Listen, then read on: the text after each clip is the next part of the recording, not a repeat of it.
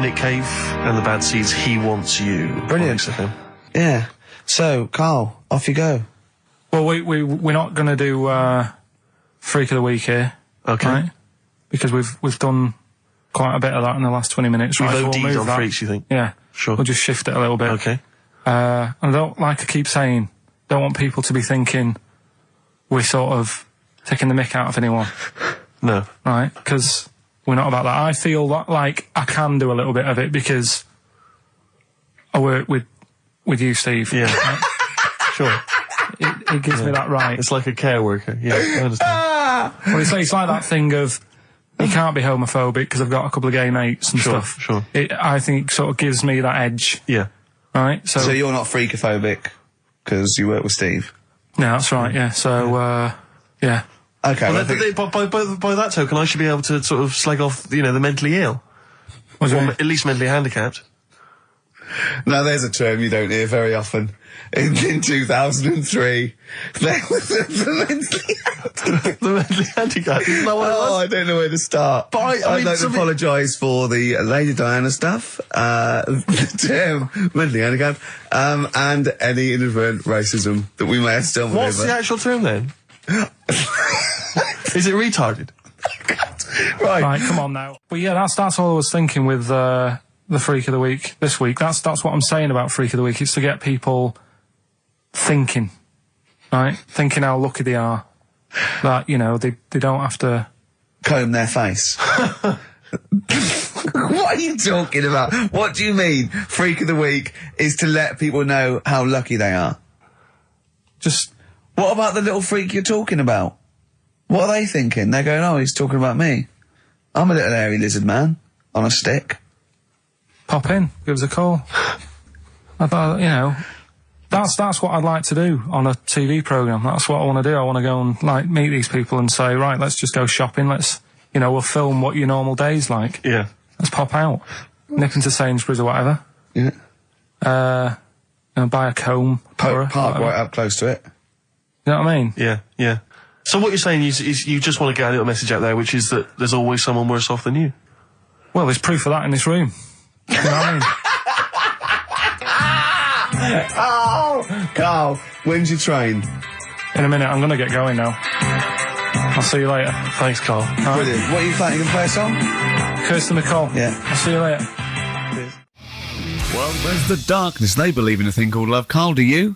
This is XFM 104.9. That is my favourite band at the moment. You love them? I absolutely love them. I think they're funny. I think they're straight down the line with a little bit of tongue-in-cheek. Oh, brilliant. See them on Jules Holland last night? I didn't, sadly, no.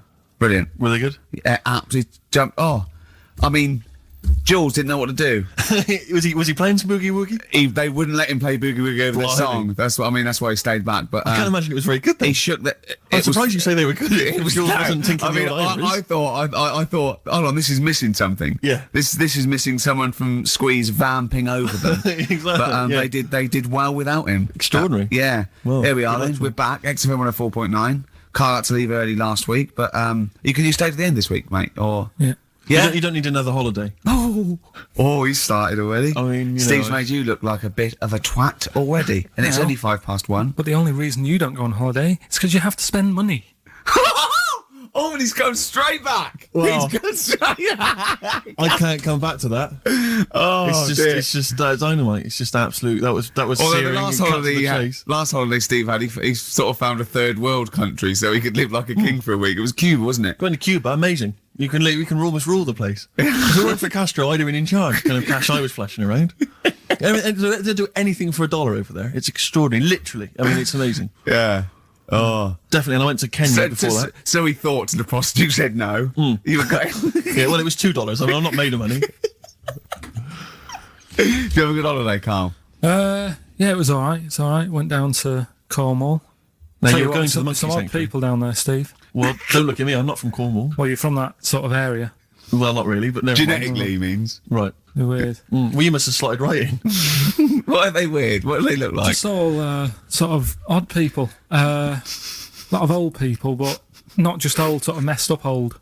What do you mean messed up old? You can't just say that. There's There was a woman with a funny neck. Okay, in what way was it funny? What did she have a funny neck? If you were writing an essay, you wouldn't say there was this woman with a funny neck. How would you describe it?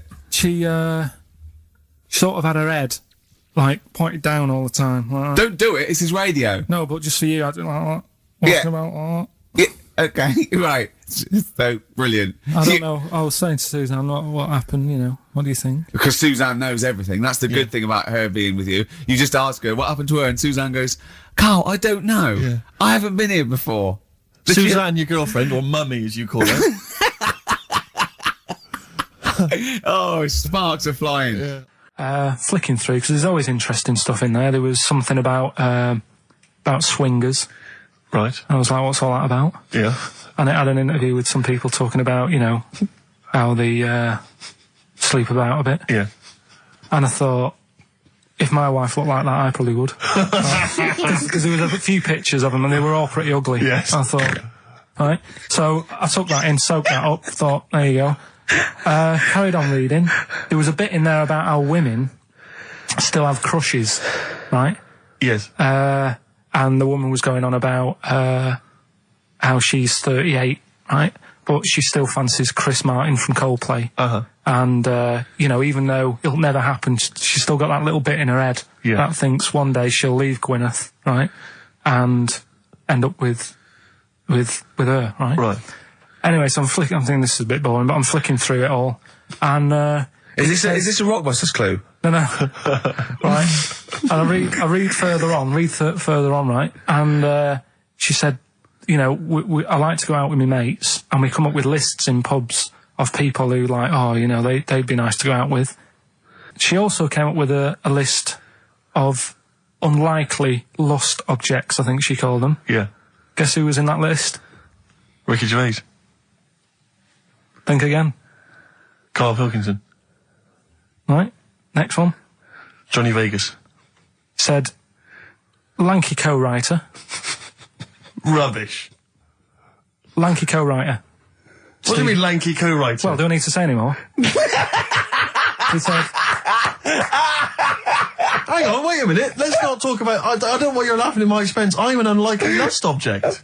Yeah, But yeah, what was it called? The list? The unlikely lost object. Yes. You were in there, right? Who else was? Well, you weren't in there. Richard Madeley, Fine. Yeah. He's a good-looking guy. Alistair Campbell. Brilliant. Another handsome dude. What are you talking about? You think I'm ashamed or embarrassed about that? I'm proud of it. What magazine was it? I need to buy a couple of copies. Yeah, it was. Need to get a t-shirt made. Yeah, and did she leave her number? Yeah. What magazine was it? I was just out of interest. I think it's called Red. Yeah, sure. Yeah. But now you've dissed those people that are putting themselves in their swingers because you said they're ugly. So now we know what magazine it is. People are going to look at that. People are going to look at that poor woman and they're going to know you think she's a hog. No, but I think they even know. Was there a picture of the woman who's know. drawn up the list of unlikely lust objects? Mm-hmm. What was she like?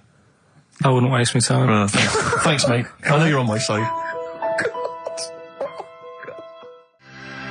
The Thrills on XFM 104.9. I'm Ricky Gervais, with me Steve Merchant, object of unlikely lust object, Steve Merchant. I'd like to have that now, prefixing my name everywhere I'm written about. I know, yeah. Did he make the freak list? Whoa! Which is a different magazine, isn't it? And I'm joking, of course. Karl Pilkington, a man of sort of quiet dignity and and in a way, he's got his own sort of inner beauty, hasn't he, Karl? Not really. Do you think? Well, I'll tell you why I don't think it is, because the woman that wrote the piece saying that I was an unlikely lust object has just emailed in.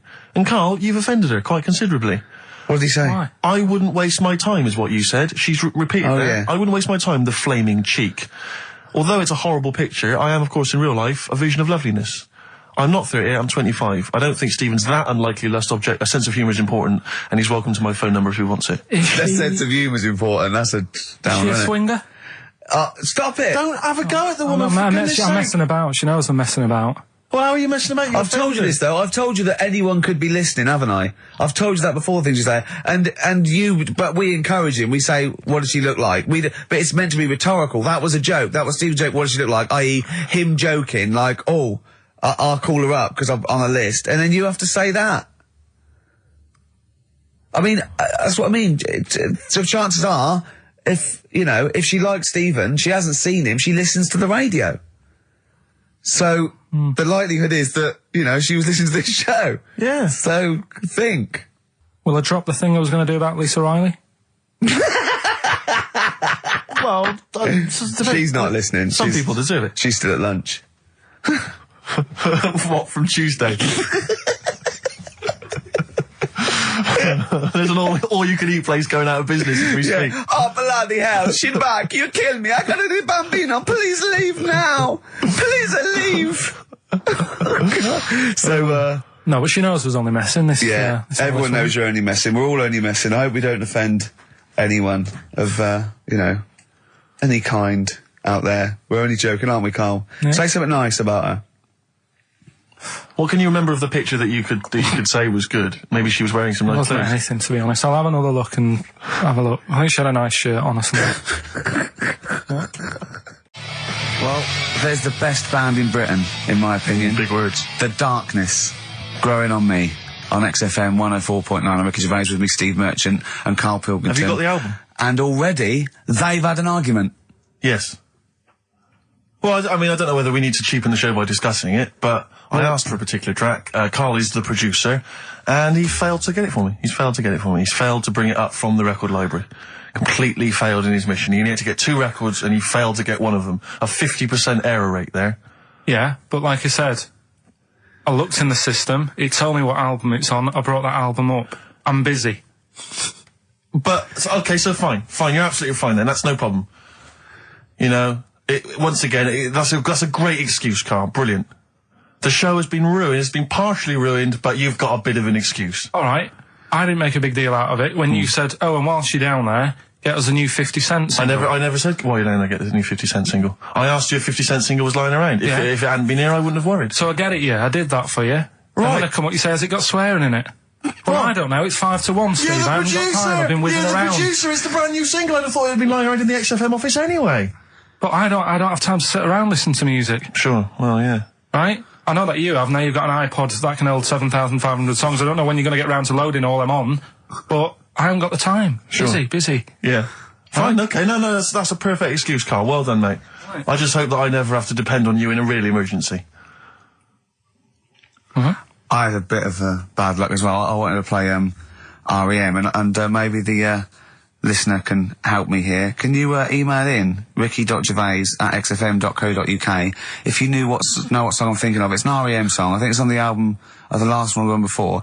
And he says, Mulholland Drive, and I'm Steve McQueen. That's all I know. I'm sorry, I can't think of the title, so I need the title to look it up, if you know what I mean. I can't put in like that. I can't put in Mulholland Drive. The system goes, what are you talking about? So I need the actual title of the song to look up to find it down in the library. Oh, well, I'd go down yourself if you're going to go down to the library and get that. I wouldn't send Karl, because... Ricky.gervais@xfm.co.uk. But if he wanted to, he did have time, because he came in at 1:20 rather than 5-1. Yeah. So. No, I told you about that record that I wanted it yesterday, didn't I? So you had 24 hours notice. So that's not really an excuse, is it? But I did find one of my favourite songs of all time, which is Bones off the Benz album, and it's Radiohead on XFM 104.9. And here it is, because you gave me lots of time to find it. So. Sure. Yeah. Could have brought it in himself. No swearing in it. Oh, proper rock band. Best band since Thin Lizzy. The Darkness. Well, big words. Growing on Me. XFM 104.9. A bit rash, I think. R. Gervais, S. Merchant, K. Pilkington.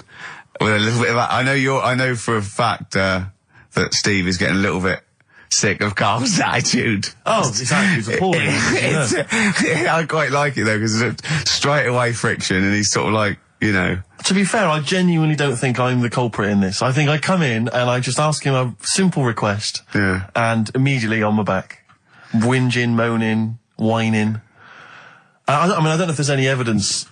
Well, it's funny you say that actually, because in a survey, it came up this week. It's quite extensive. Mancunians take more sick days than anyone else. Mancunians take more sick days than workers in any other city in Britain and Ireland, according to Manchester-based employment firm. Survey by Peninsula found employees in Manchester take 11 sick days per year, whereas closest rivals Edinburgh and Dublin take an average of 9. Liverpool, Newcastle, Birmingham, Cardiff only 8. Is Reading mentioned there, or no? Bristol? It's not even in there. They don't take days off. London is only 7. So the point is, I mean, I don't know you can take anything from it, but if you're an employer and you had a Mancunian and a Liverpudlian and they were equal on everything else, but you really couldn't afford them to be away, Liverpudlian's going to probably be away for 8 days. Sure. The Manc's going to be away for 11, phoning in sick. And so what can you? I mean, just analysing the data there. What would you extrapolate from that? I really don't know. I mean, call in if you've got any clues, or email us in if you've got any. I don't know why they. I think maybe. I don't know. Mancunians. I don't really know many people from Manchester. Well, I only know one, but I know he was off sick because he put on wet trousers and he got a cold, I think. Yeah. Well, he just said he was. Didn't come in for. Yeah. He left early as well once. Yeah. But I don't know. I mean, that's the survey. I don't know. I mean, it's evidence because it's statistics. So there you go. It's guaranteed evidence that's proof.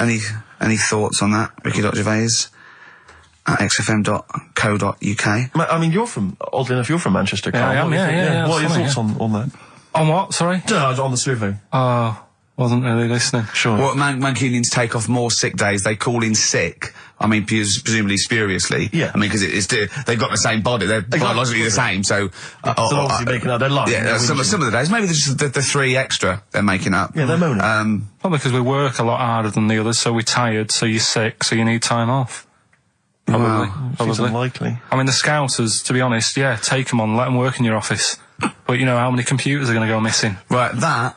So offensive. Is offensive. Right. This is a survey that proved. You just made that up. You just carried on the myth that Liverpudlians thieve. Now that's not true. That is not true. Well, it's not. Well, some of them do. There's been no survey that you're more likely to thieve if you're from Liverpool than if you're in Manchester. So that hasn't been proven yet. So all I've got is the evidence from a survey of, I think, 3,500 people. It's proof that Mancunians take off more sick days. XFM 104.9. This is April Come She Will by Simon and Garfunkel. Simon and Garfunkel. April Come She Will. A lovely love song there. The X list was all about sort of like sexy songs because of the death of Barry White, of course. And Carl and Steve having a little argument. Steve said, well, there are such thing as sexy songs, of course. Carl said, I can't understand it. How can something be sexy? How can you woo a woman with a song? Steve went, well, you don't woo a woman with it, you just put it on in the background. Carl said, stick the telly on. Stick the telly on. I love that. Jane's Addiction, Just Because on XFM 104.9.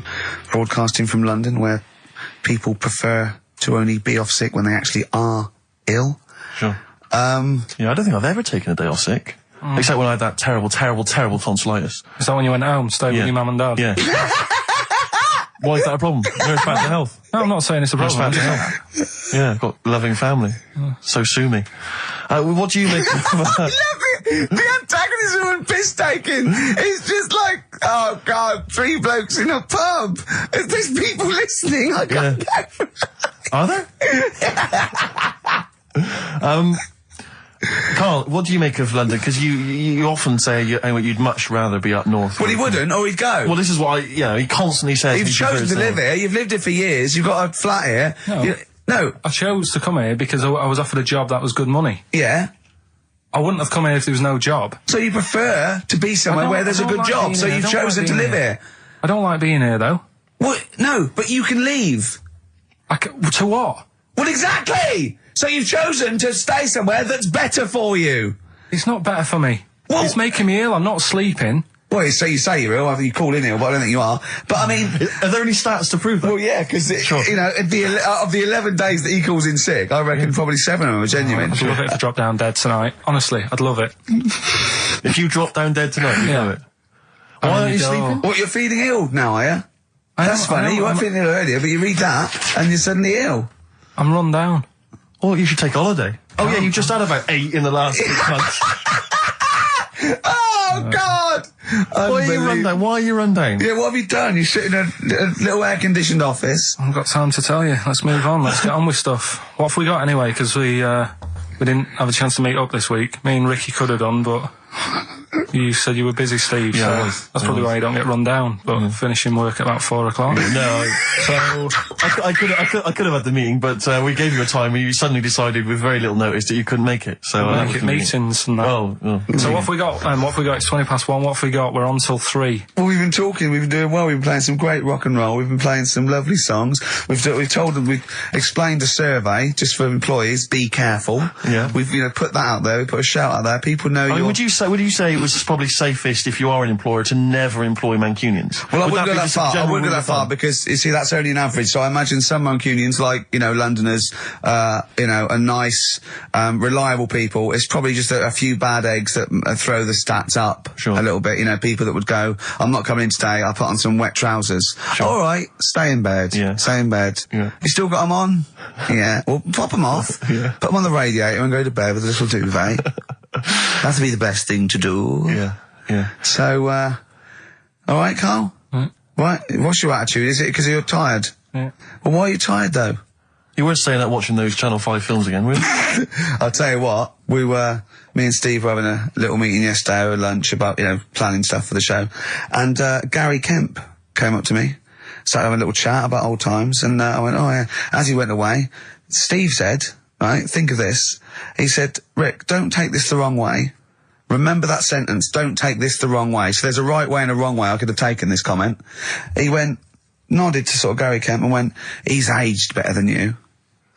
I went, well, how could I take that the wrong way? Yeah, it's not offensive. No. Well, the point is this. He didn't know me 20 years ago, so he's actually saying, Rick, don't take this the wrong way. He looks better than you do. Yeah, well, he does. But why say that, Carl? What? Did you really say that? Yeah, although, can I just backtracking for a second? I love the fact you said you bumped into Gary Kemp and you reminisced about old times. What old times did you share with Gary Well, no, Kemp? he came up and said, did we drop the pops together? I went, no, I did Razzmatazz. I said, oh, we did Razzmatazz. I think he was thinking, had he ever met me before? But he hadn't, because we hadn't. That's what I meant. Yeah. And, But if you had to make an objective analysis... I wouldn't. I think that's out of order. Sure. I mean, you're always slagging me off, but apparently you can't make a value judgment on something else. No. I wouldn't do that. Well, because you're morally all over the place. You don't know where you're coming and going. Believe it. Sure, you should hear what I say about you behind your back. So, would you say you're better looking now than you were? Or Than I'm what? would you say you're better looking now than you were? Than I was when? Well, have you aged well? Yes. You've aged well? Yeah, I've kept my looks. bit of Dando? Bit Evan Dando, this would be lovely, yeah. 2-pack. I'll tell you what, we should get rolling. Rockbusters. No. All right. No. Well, he has done it. He just said that he was worried about it because we said it's the last one. What do you think, Carl? I just don't think... can I just say now, Carl, seriously, I'm only responding to what we're getting on the email, which is people do not want Rockbusters. They really... There's one guy here he says, it's James Pooley, he says he's preempted Carl by giving my answers to this week's quiz. I don't know what the clue would be, but his answer is no Van Ear, Nirvana. Yeah, good. No Vanny. Yeah, that sounds like one. Number 2, he's just guessed. I don't know again what the clue would be, but the answer is Kid Creosote. Yeah, that's good. That would That's a be typical perfectly viable. Rockbuster. That is brilliant. That's a better game. And the last one is Harry Seacombe. Yeah, that'd be good. So, maybe we should reverse it so people and we have to come up with a clue for them. And we win the prizes. Yeah. So have you got prizes ready as well? It's all there, but... Oh, I feel sorry for him now. What the prizes would have been. I'd rather just give them away to the first person to email in, frankly, than have to go through the torrent of Oh, Rockbusters. God! Look at Carl's face! I wish you could... Oh, can't we get this on telly just for Carl's face? Hey, I'll tell you what we could do, Steve. You know, like Smiley Miley and that used to take the Radio 1 Roadshow out? Oh, man, that would be amazing. Come on. Should we take it out? Hello, Bournemouth. Yeah, how many miles have I done? Don't care. No, Exactly. should we do this? How many miles have we done? Well, XFM's down the road. Yeah. 1. Yeah. Should we take it out the road just so they can see Karl Pilkington? To be fair, though, you're not really keen to leave W1, are you? Well, we wouldn't. Right, so where exactly would we take the roadshow? We'll do it outside. Outside the building? Yeah. Right, okay. And what would we do? It's called a roadshow because it's in the road, I imagine, isn't it? And we'd give away T-shirts? Throw in T-shirts, and then we'd have a Anyone's band. hat. We'd have band playing. What was that band playing tonight? I forget, something Diesel, was it? Yeah. Is he instantly forgettable? I mean, that was my point, really. we could have them on. Yeah, great. Yeah. Get a couple of celebrity pals down. Someone from Big Brother 2. That would be ideal. Well, Josh, the other little gay fella. Yeah. He'd come on, just wave. Yeah. I'm beginning to like the idea. Yeah? Brilliant, yeah. So we'll have Josh, something Diesel, we're playing the Bull and Gate tonight, whatever it is. Yeah. Right, I'll throw out some T-shirts. Yeah. And then, Carl will do a live Rockbusters. Yeah? Well, I don't know. Do you want it? I just think that ruins it slightly. It would just bring the whole afternoon down, Rick, I think. We get it sponsored by someone. Yeah? No? Well, I'm just trying to No, sure, inject a bit of... Read the prizes, what we would have done. There's a PlayStation game here. I guess it's maybe not been released yet. It's a little demo of that. What's this? The American Song Poem Anthology. I don't exactly know what that is again, but lots of songs on there and a couple of compilations, arbitrary compilations, the Club Anthems compilation, the best summer holiday album ever. Wow. There it is again. You've certainly sold it to me, Steve. The best air guitar album again. Brilliant. And an old edition of Only Fools and Horses. So, you really haven't put the effort into the prizes, Carl. So if that's the prizes, if that's the whole point of the competition, and they're the best prizes you could conjure up, in God's name, how bad are the clues this week? That's why he doesn't want you to do it, Carl. All right, we won't bother. Forget it. Doesn't matter. Good. Excellent. Well, that's resolved. Brilliant. That's excellent. What we have got, though, is Educating Ricky, haven't we? Well, another one of my little things. Oh, it's brilliant, then. So how long's this going to last before you want to get ditched this? Well, we'll see. A couple of weeks. It's not like that, Carl. It's all one. It's one love, man. We're on the same team, man. Yeah, we're just one voice, man. One true voice. Like those lads. Yeah. They could play. Right, well, the Educating Ricky, They could play. Well, why don't we play a record and come back with Educating The Ricky? Wind, Cat Stevens. We need to get the jingle queued up as well. Yeah, I'll get the jingle queued up. No, yeah. I haven't got Neil Young lined up yet. No, not you, Cat Stevens. I gave it to you. I know, we're not playing that yet. Can we just play a Well, record? no, This is just sounding rubbish. Well, I This is told you squabbling. to. See, what, so why aren't you playing the record I told you to play? Because we've just had something chilled, right, from Tupac. Let's lift it up a bit now with a little bit of Blur. Right? Come on, play it. Oh, I might shoot off. I just have. Crazy beat, Blur on XFM 104.9. Right, we're gonna do Educating Ricky instead of Rockbusters. Incidentally, on the subject of Rockbusters, we've just had an email from Phil. He says, I could do with this week's rather shoddy array of prizes, as I'm doing a car boot sale tomorrow and need a bit more tact to fill the table. Probably send it we might as well do it anyway. Yeah. But Educating Ricky, it was a feature. Well, actually, about a year ago, I started a feature called Educating Carl, because we found out he had 1 E at O level at history. And I'd educate him on things like Rasputin, things that I thought he'd be interested in, you know, Winston Churchill, some of the greats, some scientific facts. And then I said, it's your turn, and he started telling me about people born without legs. Some people have got a funny eye. There's a woman whose tongue's longer than her arm. And really, you know, turning the screw on education. Yeah. So I don't know what he's got for me today. Maybe a dog born a cat. Let's have a look. We've done that one, we've done that. Is there, because often we should point out there's sometimes a crossover between Educating Ricky and Cheeky Freak of the Week, just in terms of subject matter. Yeah, so we've done Cheeky Freak of the Week, we've done all the freaks. What have we done with the Freak of the Week? There's a dog. There was a woman that had the back legs of a dog. There was last week, what was last week? It was the girl who was born with 4 eyes, 2 mouths and 3 legs. Sure. You weren't that impressed. I thought if we've got to that and it's not impressing you. Let's we are a spin that. tough Let's audience, spin it. I Let's admit. spin it. Let's move on. 50 Cent. Indie Club on XFM 104.9. So, Carl's a little bit fed up today. Actually whinging. I mean, properly whinging. Fed up. Reckons he's tired. Reckons he's overworked here. But, do you know what I mean, Carl? Everyone gets tired. Everyone gets tired. Everyone does the same sort of hours as you. What do you do? Sort of 9 till 6, 7? About 9 till 7, 8. Well, no, because a couple of times this week I've sort of met you for a drink about 6. So, it's funny, isn't it? That's weird. Some of the times I've come back after it, just for another 40 minutes or something whilst no one's around, try and get stuff done without phones going, without emails coming in. Yeah, we got to do it. Can I tell you what I think's a disappointment? You're in a department. You got to do it. I just think it's a disappointment that Carl hasn't been able to put that aside and rise to the occasion. He's only got to do this show once a week. It's I 2 know. hours. I mean, no you and one's I, doing it. we're tired. We've You've got one job. We've got about 6. and we're still doing it. Do you know what I mean? We still do it. We still Well, come you're a here. professional, Rick. I mean, that's why you've won multiple awards, is because you're willing to get up there, even if you're feeling a little bit under the weather, even if you hurt yourself, or you've got an injury of some kind, you're up there, you're doing it. Yeah. You're entertaining, you're providing a service. Yeah. So... It's disappointment. Yeah, but I've pressed all the right buttons at the right time. Indeed. Right? That's what I get paid for, yeah. Done that, the adverts have gone out. Sure. You know what I mean? I've made you cups of tea. It's the negativity which is the problem. It's the vibe. You're bringing us down. Bringing us down. And therefore the listeners. Therefore the listeners. Bringing us down. If you don't like London, you know what to do. Well... I'm trying to get out of here, aren't I? We just bought a new flat. That's not the best way. Buy a flat in Manchester, live there. Doesn't matter, I can always rent it out and make a little bit of money. Why don't you sell the flat in London and buy a street in Manchester? Pilkington Avenue. Really, you could literally have the Lord, the king of that street. people could come to you like Solomon with their problems. Yeah. Well, he's come up from London. He's got London ways.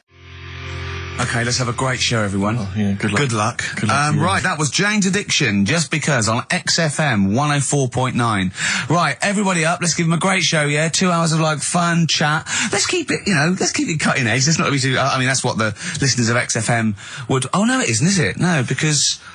Hold on, wait a minute, because we came in yesterday and did this little skit, didn't we, where we bleeped it out. A little scared. She was quite noisy, quite controversial. Karl called me last night, and... We're not allowed to play it out. But we've been censored. Yeah. Interesting. Yeah. So it's a cutting-edge alternative station. Wants to push the boundaries. Wants to be thought of as rock and roll, a bit punk rock. Yeah. Because I said something like the Radio Authority. I bleeped it out. What I called them. Yeah. But couldn't do it. Done it before. Censored. Couldn't do it. Censored. Karl agrees though. What's your thoughts, Karl? You agree with that? Yeah, I agree. Yeah. Why? Well, what's the point?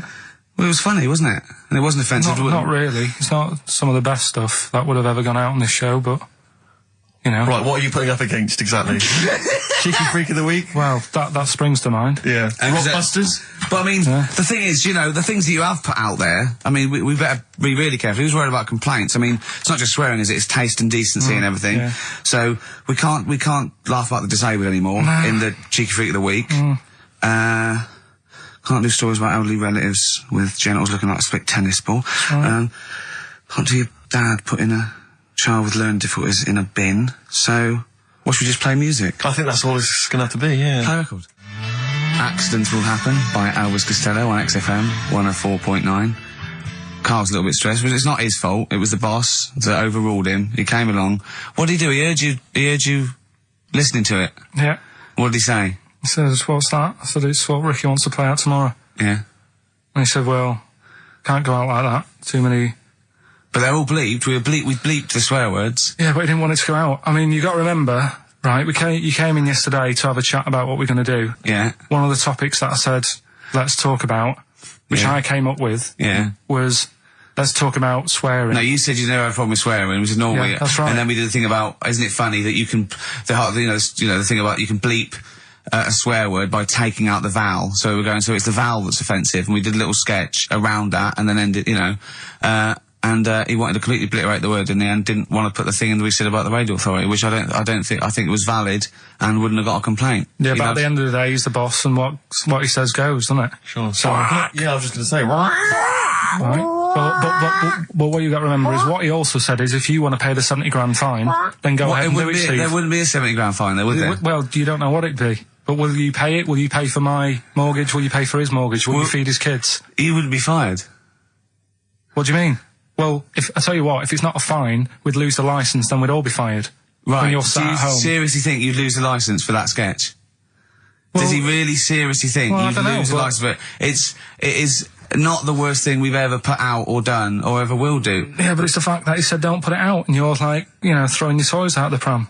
I want to say it. I want to say it. How old are you? But you still want to put swearing out. It's a discussion about the Radio Authority and the way people are interested. Yeah, but leave it. Let's move on. Don't get annoyed. Yeah, but I'm annoyed because you've been at it since about 12:30. I know. Well, I like to get in early to plan the show. Yeah, but there's been no planning. So, to be honest, I'd turn off today, anyone listening, because there's nothing. Karl, there's never anything. There is. There's sometimes some good things, but today, seriously, what is there? I'd leave it. Something half decent that's been on this show. Loads of little interesting topics. Go on, I can't remember any. Right, gays in toilets. Yeah. Not particularly interesting. Fascinating to you, perhaps. Right, well, I'd prefer to hear that than just a load of swear words. Well, We wouldn't have heard any swear words. We'd have heard some bleeping. Right then, so that's entertaining, isn't it? Load of bleeps. It's just because you don't want to stand up to your boss or say anything. Don't get annoyed with I'd us. stand up to her if I agree with what I'm arguing about, but I'm not falling out with him over some crappy thing you want to play out. Don't say crappy. slag it off. Well, it doesn't matter, because I'm not here next week, I tell you that. I've canned this in. Don't right? say So if crappy. Andrew is listening, Don't Someone else say can be here next crappy. week. Play a record. We apologise for the word crap. That's out of order. We should be. Big Sir, the Thrills on XFM 104.9. Starting off another nice atmosphere again in the studio. Don't blame me. It's not my fault. No, I know. Well, it's your fault mainly. Yeah. You are bad. You are quite bad. Come on. Come on, you are. Don't try and win him round just because he scared you. I don't know who's that against. Is it me or him? It's I you, don't yeah. know. No. It's you. Right. Well, I'm not a coward. No. I'm not a coward. Okay, I'm but- just thinking of the listeners, Rick, and I just want them to be entertained. Yeah. Luckily, that's not a big problem for us. What, you mean we're effortlessly entertaining, or there's no listeners? Well, yeah. Somewhere in between. Yeah. Carl, what's happened to you this week, mate? now it's happened. Come on. Well, this is- nothing's happened. Come on. I came in, and he had an hour lunch break. You know, he's sort of like he never gets a break. I came in one day. He was out for an hour, and I sat in a little chat with Andrew Phillips about, you know, where we were going with the show. And, you know. Where are we going with it? You come up with anything? Ah, dear. Is that how far we can run it into the ground? Yeah, no. If we go off air, it certainly won't be through being cutting edge or controversial because people are just turned off because it's too boring to listen to. But he was out for an hour. Having a lunch break for an hour and I know, always saying yeah. he's too busy. I know, yeah. It's interesting. Actually, On the subject of that, I noticed Dan here has emailed in. He says, I was listening to last week's show and I think Carl has taken his job for granted. I'd love to swap with him for a week. My qualifications are that I can press play on a CD player and stop. Carl, what do you think of that? And it can come in next week, seriously. It says here... Don't get ratty, Carl. I'm We're not just being entertaining. right. Dan, email me. You know my address. Email. It'll be sorted out. You can be here next week. Dan suggested we could call it Carl Idol, where people audition each week, or perhaps Bone Idol. I like that. Bone Idol. Brilliant. Have we got a monkey news, Carl? Don't know if I can be bothered. Play a record. Beautiful. Billy Bragg from his Essential Billy Bragg compilation. Now, I know a lot of people are thinking Billy Bragg, I can't be bothered, politics, and I have to say, buy this CD, skip past every song that is, for instance, There Is Power in a Union. Don't be duped by fascism. Yeah, it's your right and duty to vote. Yeah. Right wing, wrong wing. Exactly. Ignore all that. But Just listen to the love songs. His love songs are beautiful. Yeah. It's fantastic. Tonight I celebrate my love for you with a pint of beer and a new tattoo. It's great. Brilliant. Yeah, look, lose the ones about, Exactly. Striking. Yeah, exactly, because we know what we think of that. So, I heartily recommend that. Carl, we're on happiness. Carl, Yeah. I'm trying to explain to Carl's Carl that happiness. the aim to, it's really to get on a 10. Yeah. For Well, I like happiness. the He's fact on that he 4. started on a 9. But I love the fact he's happy with 4. Yeah. I love that. No, but what I mean is, right, I'm not looking for, like, happiness. Right. I'm You're not alright. looking for happiness. What? What's that for? What I mean is, right, I'm happy when I'm not fed up. So what I mean is, I'm happy... Is this your new book? Psychology of the Mind? What is that? I'm happy when I'm not fed up.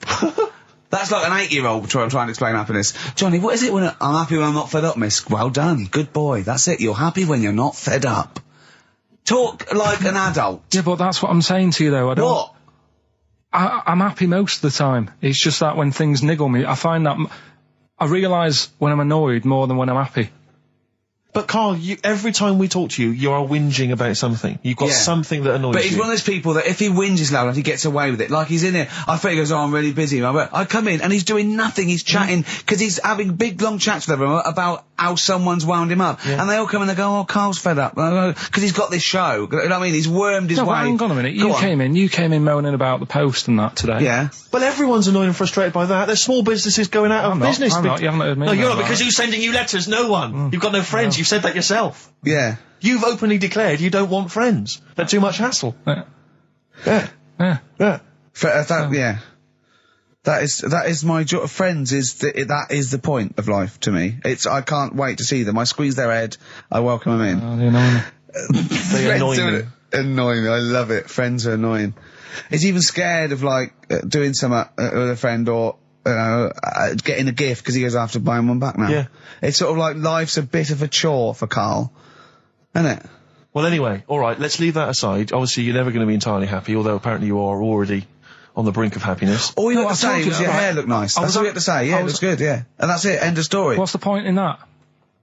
What is the point in that? Because she doesn't really care what you think, but she doesn't want to hear that she looks like Dave Hill from Slade. She's not having her haircut just to please you, Karl. Despite what you might think. He's taken aback by that. Yeah.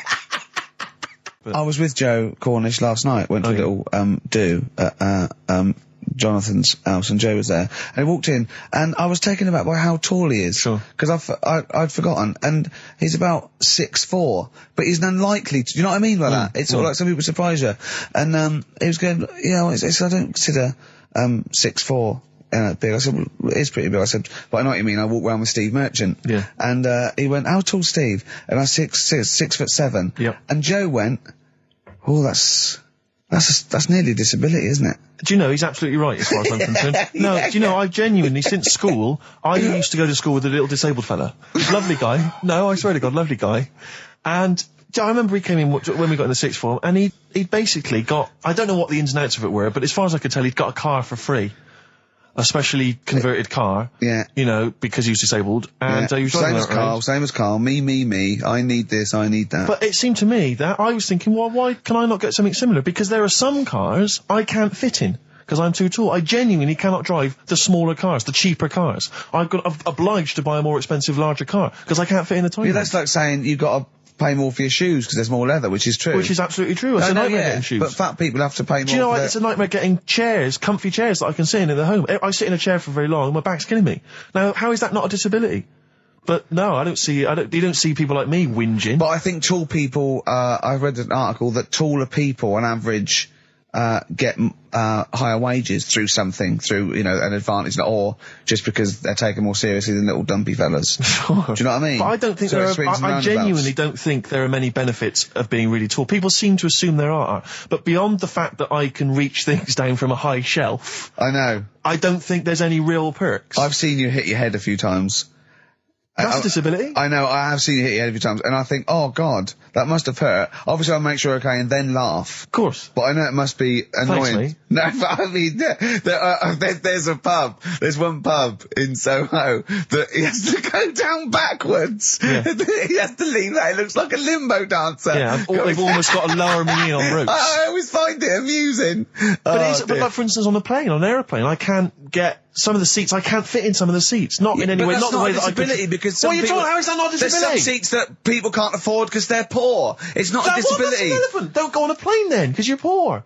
But if you can't afford to go on a plane, you can't afford to go on a plane. You should have studied hard at school. But what annoys me about that is there's a physical disability I was born with. There's a weight allowance, so I might not be allowed loads of bags on, but there might be a big fat pig in the queue who's allowed the same chocolate allowance as me. That's because they've been eating like a bloater. I couldn't stop myself from growing this tall. It wasn't a conscious decision. I didn't think, I'll tell you what, I won't smoke when I'm a teenager. Maybe I'll shoot up.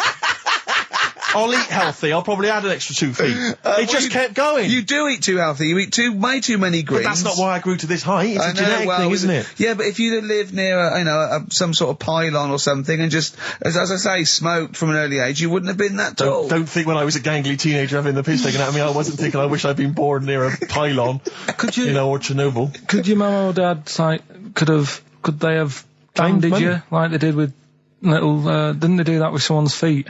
Well, yeah, concubine, yes. I didn't come out this tall, did I? No, but slip it in the blood. And how would they bandage him? They'd have to bandage him round the feet and round the top of the head. Yeah, I'd be walking around like a mummy. Yeah, or a bonsai boy. But people didn't really realise I was going to be this tall until I was 14 or 15. You know, you don't realise when you're an 8-year-old. How tall were you when you were about like a gangly, so a typical gangly teenager, 15. How tall were you at 15? I don't know, 6'5" maybe? And I bet you were like a beanpole, weren't you? Well, of course. Yeah. And what sort of glasses did you have? Cool. No, what did you have? I don't know, a monocle. No, I can't remember. Did you wear a bow tie once? I wore a bow tie. I thought I was trying to preempt the styles that might be coming around.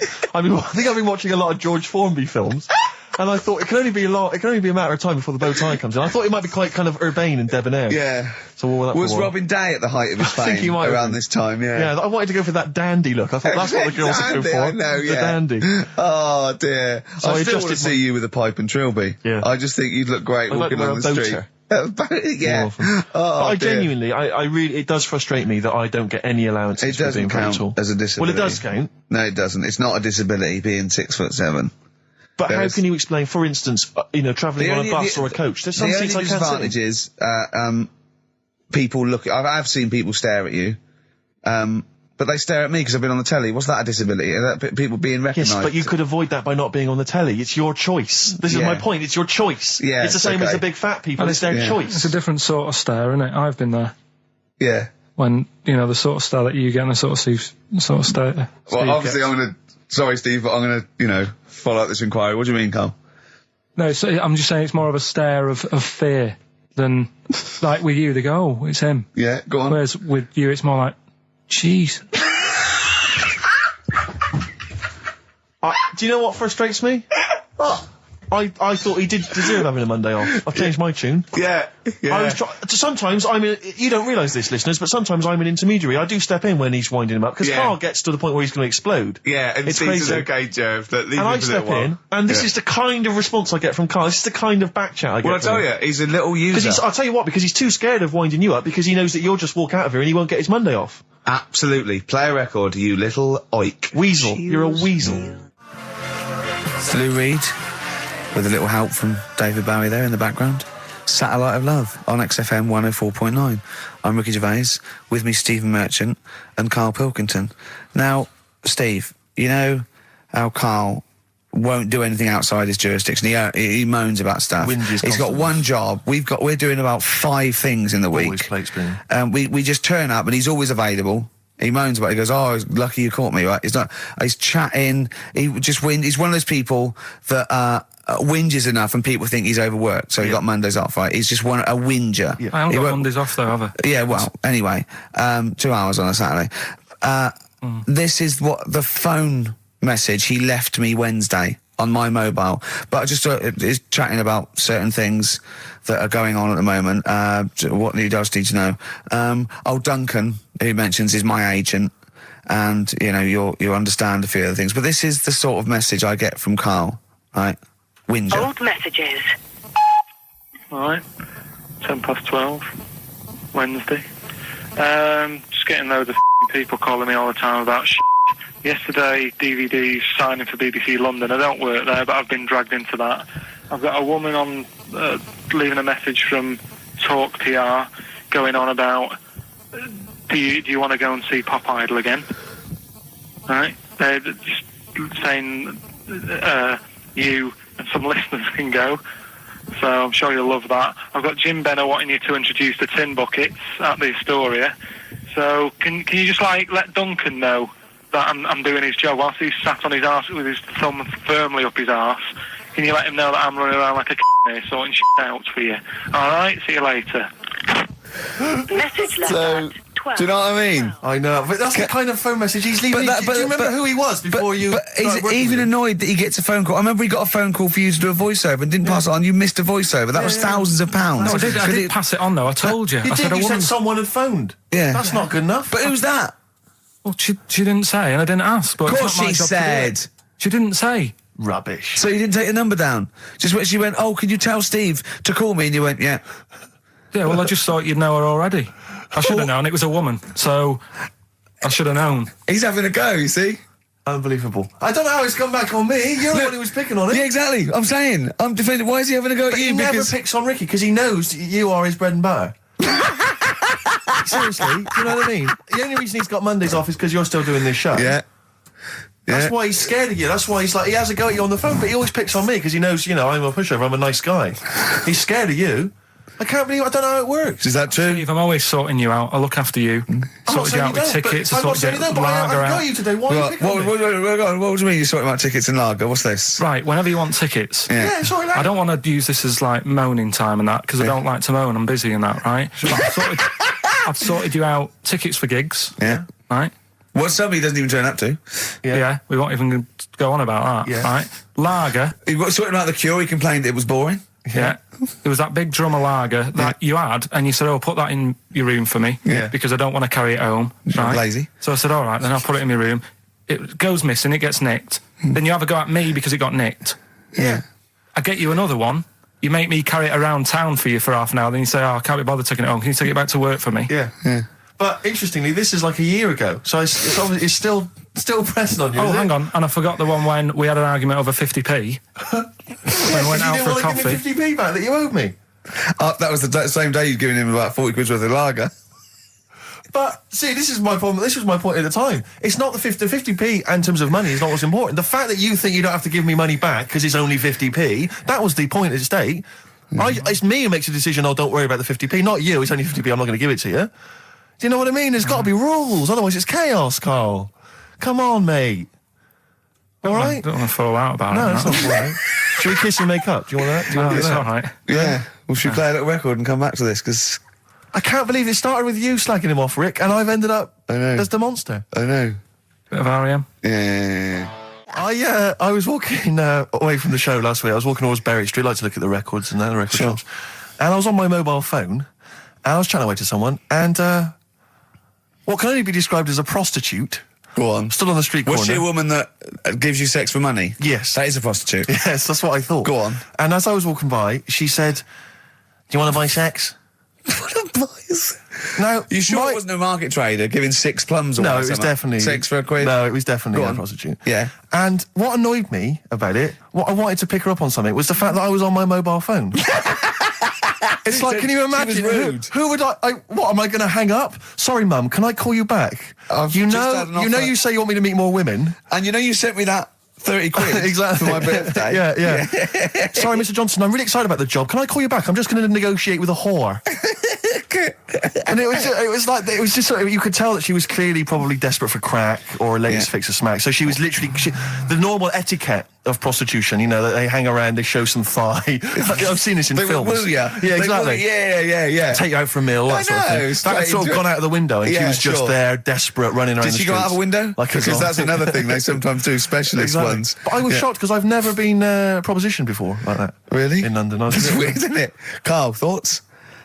I think you'd be sort of approached a lot because they tend to sort of go for people who look like they haven't got much chance. Sure. And I'm not being mean. No. I've known you a long time. Sorry, I'll let you go back to it. In what way aren't you being mean? By saying that Steve Nose is a little bit odd looking. I don't think. Well, No, he does. Do you know? yeah, before- no, but it's not what he thinks of his looks. No. It's what he thinks of you talking about his looks on. No, but it's like how you were talking before about, your eyes are bad. It's nature's little way of saying, look, nothing to see here, right? Don't get that. I don't know what you mean. But when you look in the mirror and that, they've gone, look, he hasn't got the looks, let's make his eyes bad, right? Yeah. Nothing to see here. Yeah. That's what I'm saying. See, They're balancing it out, right? Yeah. And it's funny, right? Now we're on the topic. Sorry, Right, I wasn't- Johnny Depp. Now listen, but I'm gonna. My chest is gonna burst at this moment. Whenever we go into this conversation, I always think to myself, Carl, do you know what you look like? I'm gonna burst. Seriously, can I be honest with you? You look like, if you've got like a balloon, a hot air balloon, right? Just a little balloon, like a party balloon. If you drew a little face on it, right, and inflated it about halfway, that's what you look like. right, I wasn't. No, play a record. I don't want to get into this. Listen, it's too intense. now you've got onto this. Let's just nip it in the bud now. I'll tell you something that I wasn't going to tell you because I think it was I don't want to hear it. I don't want to hear it. Right, it was on the tube. Right, well, I was. Someone told me they were on the tube. Right, and the tube pulled into a station. Right, and one of the women saw the poster that's out at the moment with you and Rick on it. Right. Yeah. So this woman apparently goes, "Oh look, there's Ricky. Ricky's on the radio." Right. And the other woman goes, "Oh yeah, don't you listen to it?" So she goes, oh, I didn't know he was on the radio. And she goes, oh. I'm sorry, Steve. Look at... Because he didn't sound this bad. She said, oh, look at that person he's with. So she goes, yeah. She said, that's Steve. She said, I was sort of aware that he looked odd because Karl mentions it on the radio. Yeah. So it wasn't as much of a blow to me, but I can see how it was a bit of a shock to you. Yeah. So that's weird, isn't it? Yeah. And that isn't me sort of telling this woman to say anything. That was all happened without anybody else sort of bringing it on. Yeah. Do you know what I mean? Yeah. So... Was it... Sorry, you seem to be relishing this. Was it because of the little balloon story that made you... I honestly, Steve, I wouldn't have told you, but if you're going to start, having a pop... Yeah. Do you know what I mean? I can't just sit here and take it and that. No. I mean... all mates. Yeah, it's just... Yeah. Well, I mean, I was Shame mistaken to for be Johnny right. Vegas. Steve's got a story about that, if you want to have a go at me. Well, someone just thought you were fat with a beard, which is true. Well, don't have a go at me because he said you look... Well, you started it. No, I didn't. Yeah, you No, I did. didn't. You were milking it. You were egging him on. I was laughing. You were egging him on. I sort of was. Yeah. But let's not, Oh, it's a good job you've got lots of good mates like Jonathan Ross you can go and hang out with. You don't need other friends, people who've helped you in your career. He's good-looking bloke, isn't he, Jonathan Ross? He's a good-looking fella. Play a record. Radiohead, Fake Plastic Trees on XFM 104.9. Mm-hmm. Someone just emailed in and said, just want to know what you think of that cover of Wonderwall. We told you. We said it was great. Yeah. Listen. But they must have been listening to hear... The song. Yeah. Extraordinary. Although maybe they just turn off... When we start talking. Yeah. That would make sense. That would make sense. I mean, it makes sense in a sort of preserving of sanity type way as well. Objectively, Rick, if you were listening at home, if you didn't know us and you were listening to the show, would you listen to it? Would you bother? I know that's a hard thing to get your head round. It's difficult to say, isn't it? I've no idea. I've no idea what people coming to this for the first time think. I love you like a brother, but I get sick of you. Yeah. I mean, I get sick of me. Yeah. Sometimes I go up and It's weird you should say that, because someone's emailed in. Yeah. A recent survey's been done by Cheltenham and Gloucester. The most desirable neighbour in Britain. Number 1, Shane Ritchie. Johnny Wilkinson. Oh, right. It doesn't actually give me the full rundown, but David Beckham was in the list. Yeah. Shane Ritchie was indeed in the list. Yeah, he's flying at the moment. As was Ricky Gervais. Really? Well, that's what it says. It doesn't tell me where you came, though. And there was actually a neighbour from hell, and you weren't in that list. Well, I'm a good neighbour. Oh, come on. I am. I'm quiet. I don't keep myself to myself. I never... Do you know what I'm thinking of? What? If it was best friend. Yeah. Now that would be a nightmare. Yeah, exactly, yeah. Most desirable friend. I'm a good neighbour. I'm quiet, yeah. Yeah, I mean, I imagine being stuck in a room with me writing all the time, with me squeaking like a chimp. Unbelievable. Although I don't physically abuse you, I save that to my bald mates like Carl and Rob and that. I just like to squeeze their head. I don't squeeze your head. Yeah. You know what I mean? I think it's because you command a little bit more respect. Ah, thanks very much. Do you know what I mean? You're not that sort of... You're not an idiot. Oh, sure. All right, Carl, got anything to say? Has anyone seen his picture in Heat this week? It looks fantastic, doesn't it? Do you know what Steve said when he saw that, Carl? Go on. He said, it has captured Carl. What do you mean? Well, you just look utterly gormless. In the picture. It's captured you brilliantly. You know how like a good photographer can do that? You can capture the essence of someone. That's good stuff. It's good stuff. Well, actually, I'm the photographer. Yes, Because you it was are. a screen grab from the behind-the-scenes footage. Well done. So I got that gimpness. I captured the essential gimposity. Exactly. Yeah. Carl. Yeah. All right? Captured it. Yeah, well, I did a little article for Time Out, and I think Boyd from Heat has sent over that screen grab to them, so he might be in Time Out. I'm going to try and get him in every publication. Yeah. For 1 year. It's like Well, you've managed it in the last 2 weeks. Exactly, yeah. It's like a Dave Gorman project. Are you Karl Pilkington? Yes. Let's do that, shall we? If anyone's got a publication, it doesn't matter how little, just take it from Heat. That's mine, so you're welcome to it. Just try and just put his picture in anything. Next to round things is best, isn't it? That'd be good. You all right, Carl, with that? Yeah. All right, then, good. What have you got for us, Carl? I'll tell you, you're going to go along later to the Live 8 gig and you're probably going to see some bands that are going to make an effort to entertain you, but if you want entertainment, Rick, you know it. Go on. There's only one person to book. Go on. Me.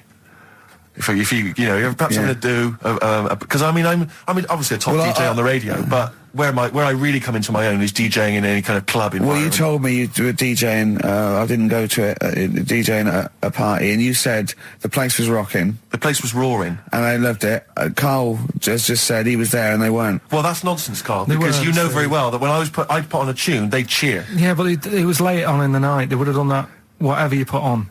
That's nonsense. No, they said they were happy and everything. I'm not saying they weren't having a good time. It was your party. It was all right, but they weren't going mental like you're sort of making up. They were definitely going mental. When I put on the Proclaimers, they could not believe their luck. They would have walked 1,000 miles. Was it good though? Were they really? What were they doing? They were dancing, were they? It's dancing and that, but they weren't sort of cheering, going, more and all that at the end. What's about? Oh, Take On Me came on. The big cheer went up. Oh, I don't know who to believe. I've been there, done it, Steve. I've been the DJ as well. It might be jealousy. It might be like professional jealousy there. Yeah. I think it's because my fortunes are on the up and these are on the down. We all know famously that he had Pilkey's making music. His DJ outfit. Didn't happen. I did enough. I just wanted to do enough to pay for the equipment, and I did. And that was that. But I don't like crowds, do I? But you're safe, aren't you? You're behind the little thing with the flashing lights. But there's still a lot of people and that. Forced fun. Don't like that. It's not forced fun. They haven't got to dance if they don't want to dance. Yeah. Don't like it. Kings of Leon. California Waiting on XFM 104.9. Do you know what, Steve? We get emails and, we got our posters up around this show and people enjoy it. But I don't think we get the credit we deserve for picking the music. It's true. Because we're totally unplaylisted, and I don't know if people know about this, that mine and Steve's sort of first passion before comedy is probably music. We're really, we love playing each other sort of records and that. And maybe when we come back, we should do a show where there is no pressure to, like Carl doesn't press the buttons for us, pre-record it, where we just swap each other's sort of ideas for music. It'd be like the Ricky Gervais compilation tape. Well, sort of like, we're not talking John Peel, where we're trying to find obscure Belgian jungle and do demos. It'd be everything from, Kings of Leon, Lou Reed, maybe a bit of 80s stuff that people have forgotten about. Beautiful songs. What do you think? I'd love to do that, Rick. I mean, genuinely, there's nothing more exciting to me than introducing to someone a song which they then go on and they love and they listen. Maybe they buy the album. But that's something to think about, maybe for later. Yeah. Well, it's like you say, the pressure to kind of come up with some, high caliber chat between each record. It takes a toll. But and that's it's a passion of ours, and we'd love to. But now it's Rockbusters. Bad Time from the Jayhawks on XFM 104.9. Steve Merchant, Ricky Gervais, Karl. We're having a good time. We are indeed. All right, Karl, what you got lined up for us now? Right, well, you've got a choice. Nearly Dead. You can have a bit of educating. Yeah, let's have educating. Come on. Educating, Ricky. Actually, can we just clarify what this is? I think a lot of new listeners perhaps aren't familiar with this. It's when Karl looks on the internet and finds a weird story about, the double knob fun, and tells me about it. And it's usually not true. Okay. If it is true, I know it already. Go on then, Karl. They're not really weird stuff. It's just stuff that's gone on. That's interested me, that's all it's about, and I educate about it. I should just confirm that we've had a number of emails that say the baby born without a knob and then having one transplanted from a baby that luckily enough had two knobs is apparently true. Right, listen. So, I don't question that you could be born with a deformity and get someone's, fingers, knobs, What I'm saying is, it didn't happen with the doctor goes, I'll leave with it. I don't believe it. That baby's got two knobs. Exactly. What a coincidence. I bet that little bit of information isn't in there, is it? Sure. That he went out the door, I'm going to get a coffee, came back, bloody hell, hold on, no, there's an extra knob, I found an extra knob. We could put that knob on there. Perfect. Travis, writing to reach you on XFM 104.9, all right? A couple of emails here trying to respond to our requests for nursery rhyme related information. Oh, go on. Nikki Williams says that she was at infant school and she had a nursery rhyme book, and in the book, and this may just be the illustrations, but apparently the 10 in the bed in there were small baby monkeys, which you'll be loving, Karl.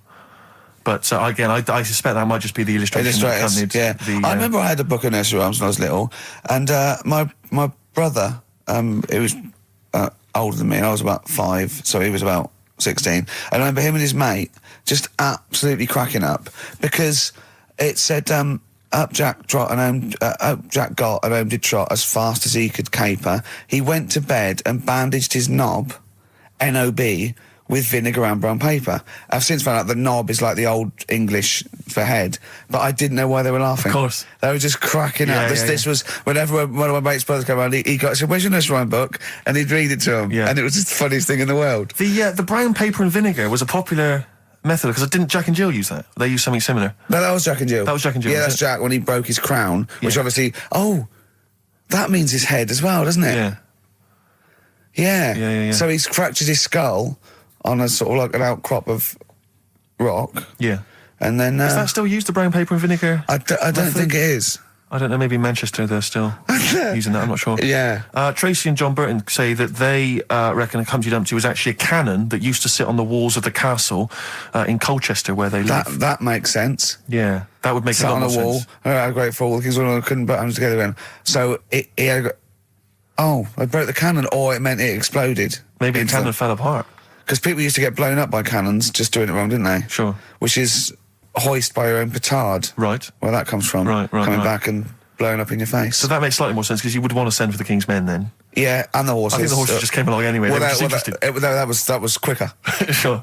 The quick King's Men, it took them about 3 minutes, with the horses there in about a minute. Yeah. So, but I mean, if it blew up, there's nothing I could do. Yeah. So we got to the bottom of that. See, the educational, Carl. See, this is real education. You know what I mean? It's got a bit heavy though, doesn't it? What, Humpty Dumpty? Yeah, it has got a little bit heavy. Let's dumb it down a little bit. What do you want to do? Mary, quite contrary? We're doing Rockbusters in a bit. Hang on a minute. What? Before you even get to Rockbusters, oh, man alive, there are loads more verses to Old Mother Hubbard. Are there? I'm going to digest these while we play the ads, and I'll see if there's any salient information I can give you afterwards. Brilliant. Moving on, what's the next one? Would she be able to breastfeed? Yeah. And she'd be able to do it standing up while he was on the floor. Talking to nipples. Hey, come on. There's a lovely juicy pair over there. Okay, I think that's the last show. People should actually phone in and speak to Carl and try and convince forget him. that. Yeah, what's the number, Steve? Forget that. We haven't got time. Yeah, he hates answering it. We'll do it during the record. leave it. Phone in if you want to speak to Carl, if you know the number. Call in, try and convince Carl to kiss a little nipple. Don't want to. Rick, I should just point out that I feel... Don't answer back. Come on, I think Carl has offered nothing there. I think those educating Rickies were appalling. And the only rubbish. thing, Rick, the only thing that would redeem the show is if you kissed the nipples. Kiss a No, nipple. it's not Phone in gonna if you want to speak happen. to Carl. If you know the number, call in and try and persuade Carl while this record is on. We'll answer the phone.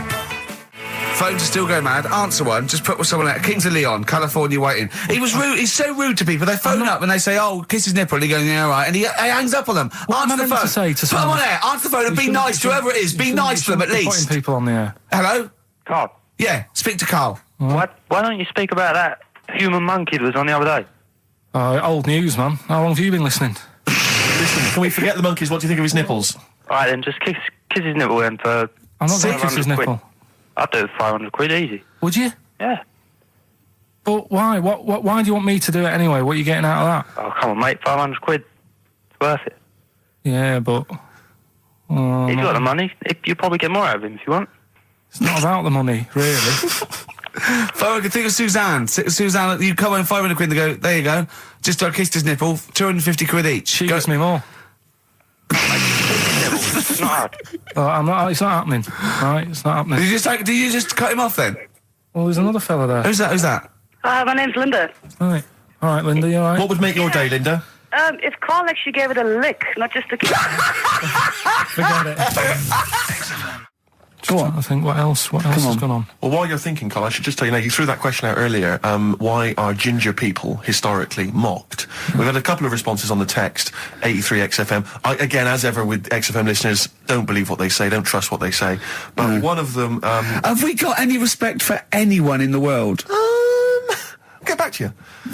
Pete in Tooting, now, again, I think this is nonsense. He claims that the reason ginger people are disliked is because Judas was ginger. From the Bible. I don't know where he's come up with this idea. No, I've heard that. But I mean, are there a great many people from, the Middle East who are ginger? Well, that's probably why he stood out. Sure. And he was probably fed up, and he thought, I'll get him back. Yeah. Maybe... Unless he had his hair dyed ginger when he was on the witness protection scheme. What did Which he presumably do? he had to go into What after all came out in the book. What did he do?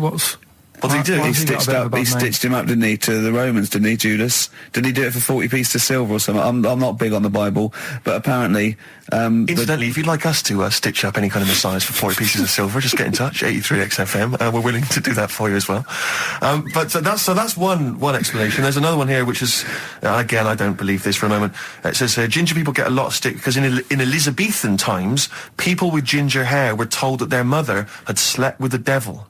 And that was why their hair was ginger. So there's two options. Maybe if you've got some more, you can any more spurious thoughts, then get in touch. The Pogues, rainy night in Soho. I hope there isn't a rainy night in Soho tonight, Rick. I'm sure you're one of those who agrees with me. So we just had an email here from a guy called James Lee. He says, hi, just writing a bit of info on the scientists in Antarctica. I'm a scientist who's just come back from one of the Antarctic bases called Halley, or Haley. There are 15 people staying there over the Antarctic winter. The scientists are looking mainly at the atmosphere, things like the ozone hole and meteorology. Right. I think there are 6 scientists staying over the winter, as well as a doctor, electrician, mechanic and a carpenter and so on. And so he's saying they do listen, they have the internet, so they maybe could listen to the show on the internet. And if you get the chance, say hi to Francis and the rest of the winter is for me. Sure, no problem. Yeah, thanks, James. But yeah, there they are. That's what they're doing. That's what they're up to. But why are they asking you for a message though? When I mean, have these people got families and that, or are they convicts, or? No, what do you mean? Of course they probably do get messages from their family. Well, why are you doing one for one?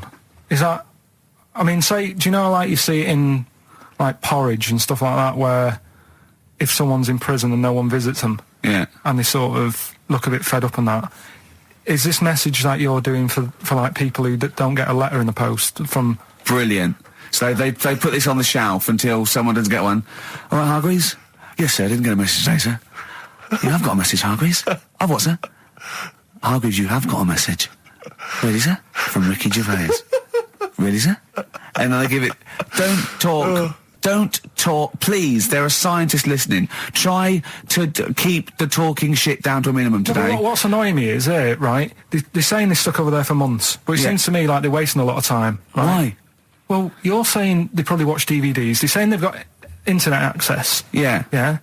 Well, I'm wrong. Listening to messages, yeah, get the job done and go home. Well, that's so. Well, then we don't have to tell them anything then, because they listen to the internet. If they've got the internet, then yeah, it's a waste of time. Good point. Play a record. Well, hang on. Before that, here's a good point. You've had a long time to research what's been going on in the world. We just had an email here from Nicholas who says, "Why haven't you told them about the recent pig Olympics that just went on in China?" You've missed that one, Carl. Once again. Who won?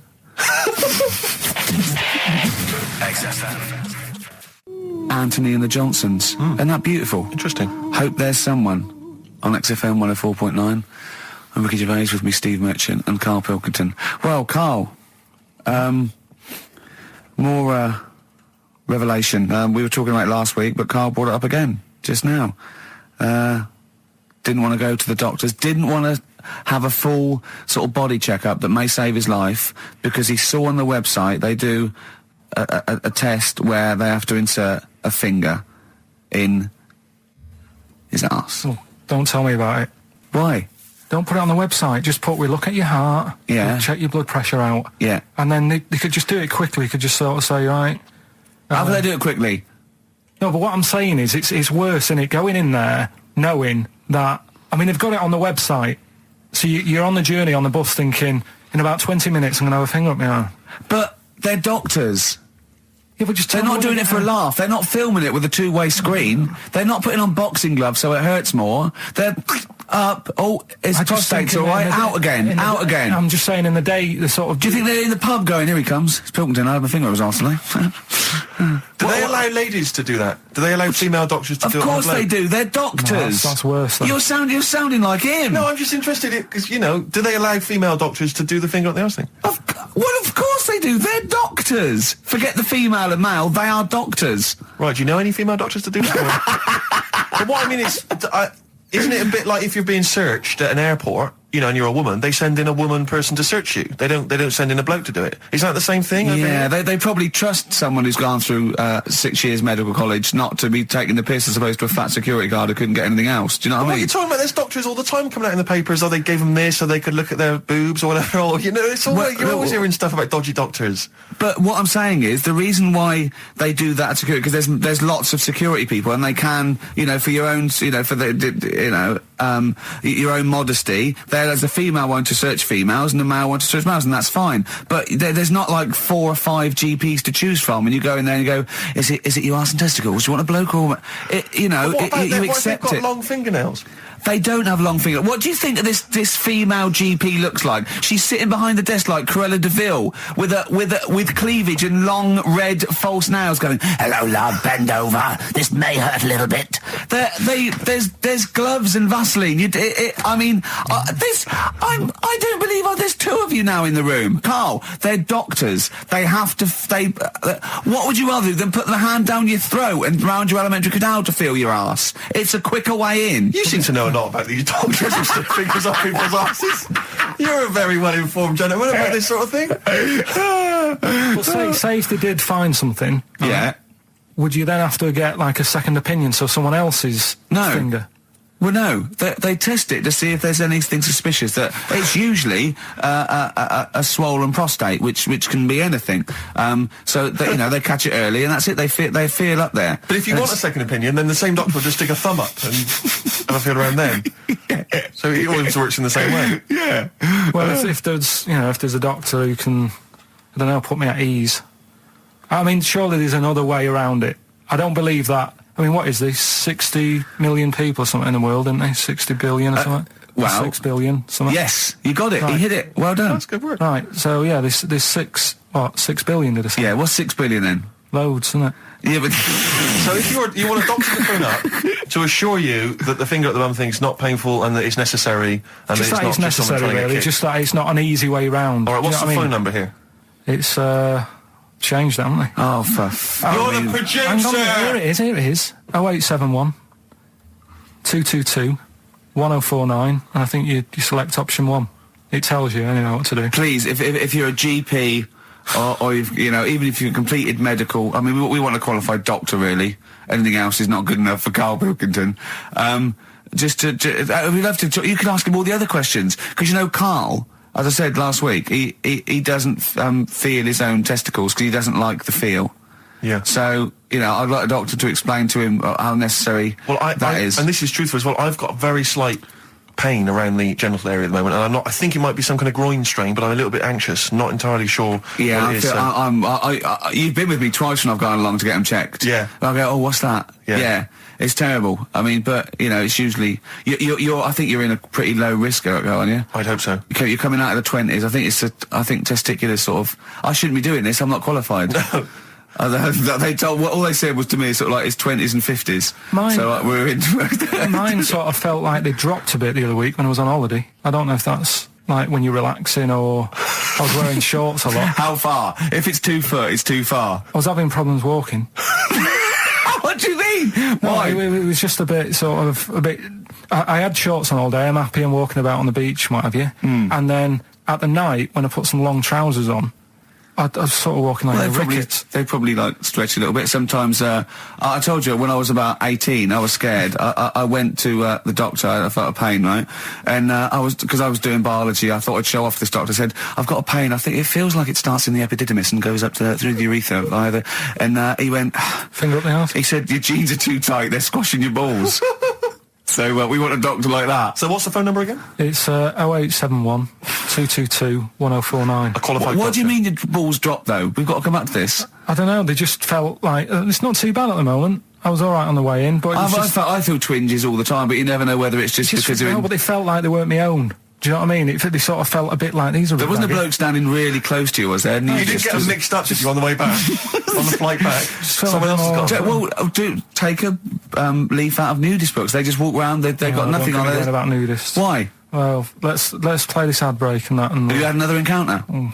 if we've got time, I'll tell you about it. Have you really? Oh. XFM. Right, we've got who's that on the line? It's Rob. Rob, and are you a doctor? I'm a final year medical student. I'll be a doctor in 2 months, touch wood. That's close enough, isn't it? Yeah. Excellent. So, where do you study? Do you want to give more details, or do you want to remain anonymous as you're calling in to I study at Barts Hospital.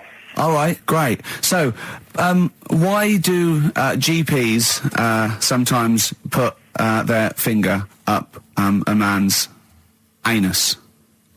To see what's there. You know, if you've got hemorrhoids, if you've got an enlarged prostate, you know, it's either that or they stick up a big tube and have a look up with a light. What? And it's easier to do that.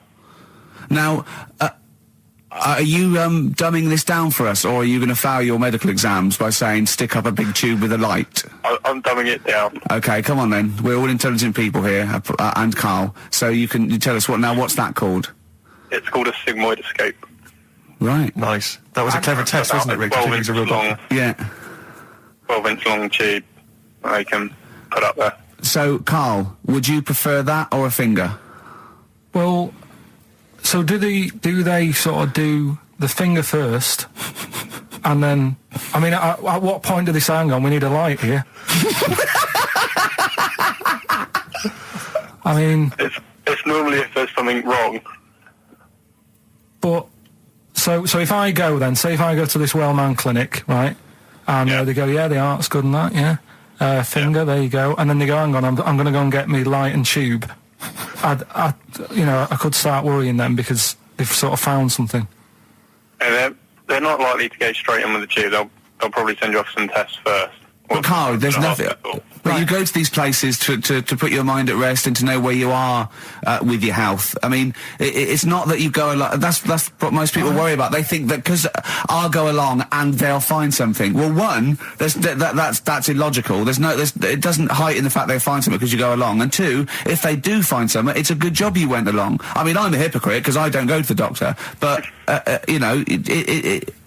had that done. You should be concerned if when they shine the little light in your ear, it comes out the other side of your ear. No, the other ear comes right out the other side. That's when you should be worried. But Rob, right, you said then, if they find something, they send me off for some tests. Why can't I just have the test without that and cut out the middleman?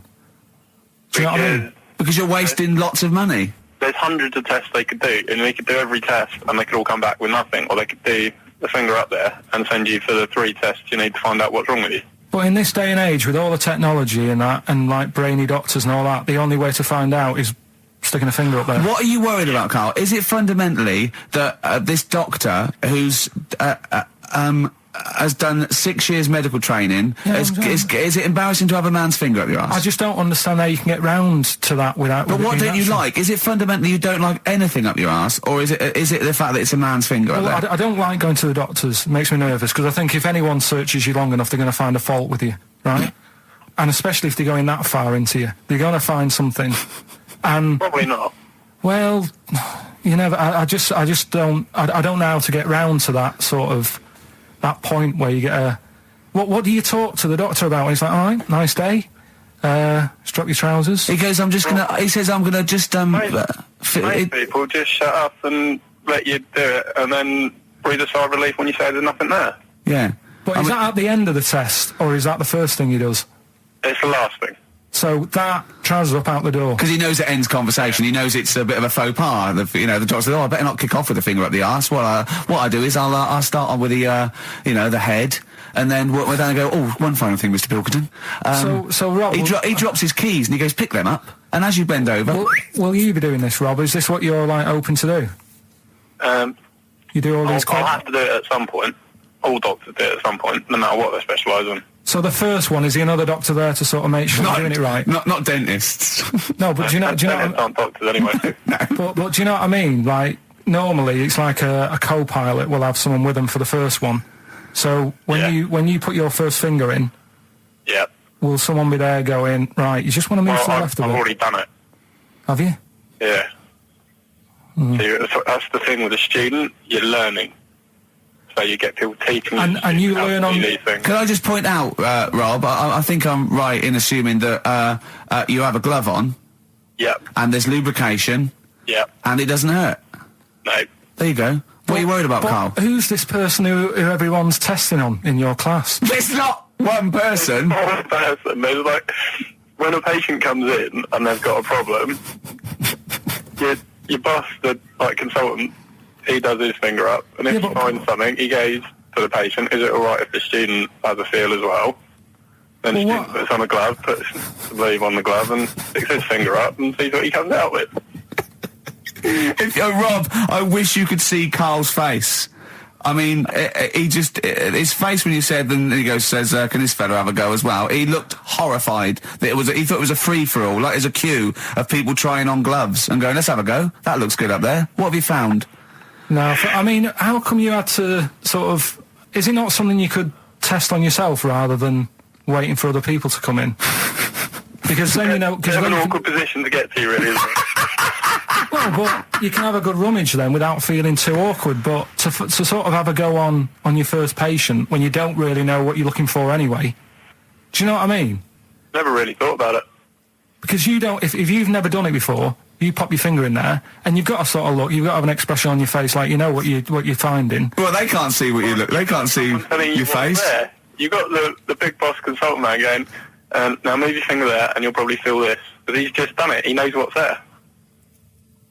Well, what? Oh, so he's already had a go. He's had a feel, and he's going right. If you feel to the right, that's the conglomerate or whatever. The conglomerate, yeah. Its conglomerate is in perfect working order. Well, I'm still. Thank you, Rob. I'm sorry you had to go through this. Carl is probably the worst patient you'll ever encounter in your medical career. Good luck with your finals, and thanks very much. And do you know any female doctors who do this? Or? Thank you. XFM 104.9. Thank you. U2, City of Blinding Lights. I'm going to see them next week at Twickenham. Well, enjoy that. Looking forward to it. Yeah.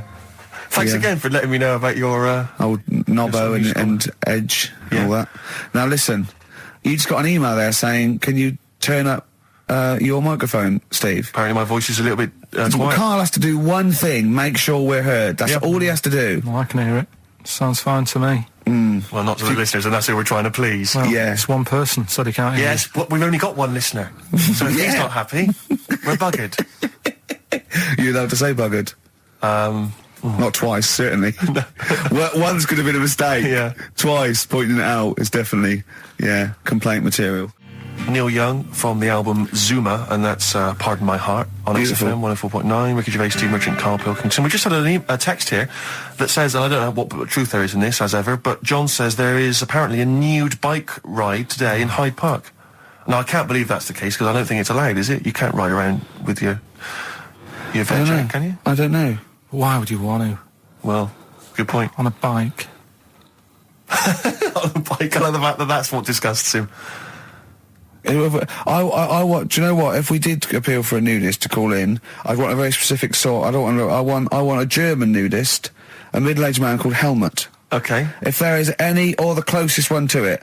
So I want a middle-aged man from Germany. If your name is Helmut, you're in. But I'll accept hands. Carl would be good, wouldn't it? All right. Yeah. I think I'm wondering if the age might. Maybe we could we broaden it out Okay, just a German nudist bloke. Right. Can he at least be fat? Can I find a fat German fella?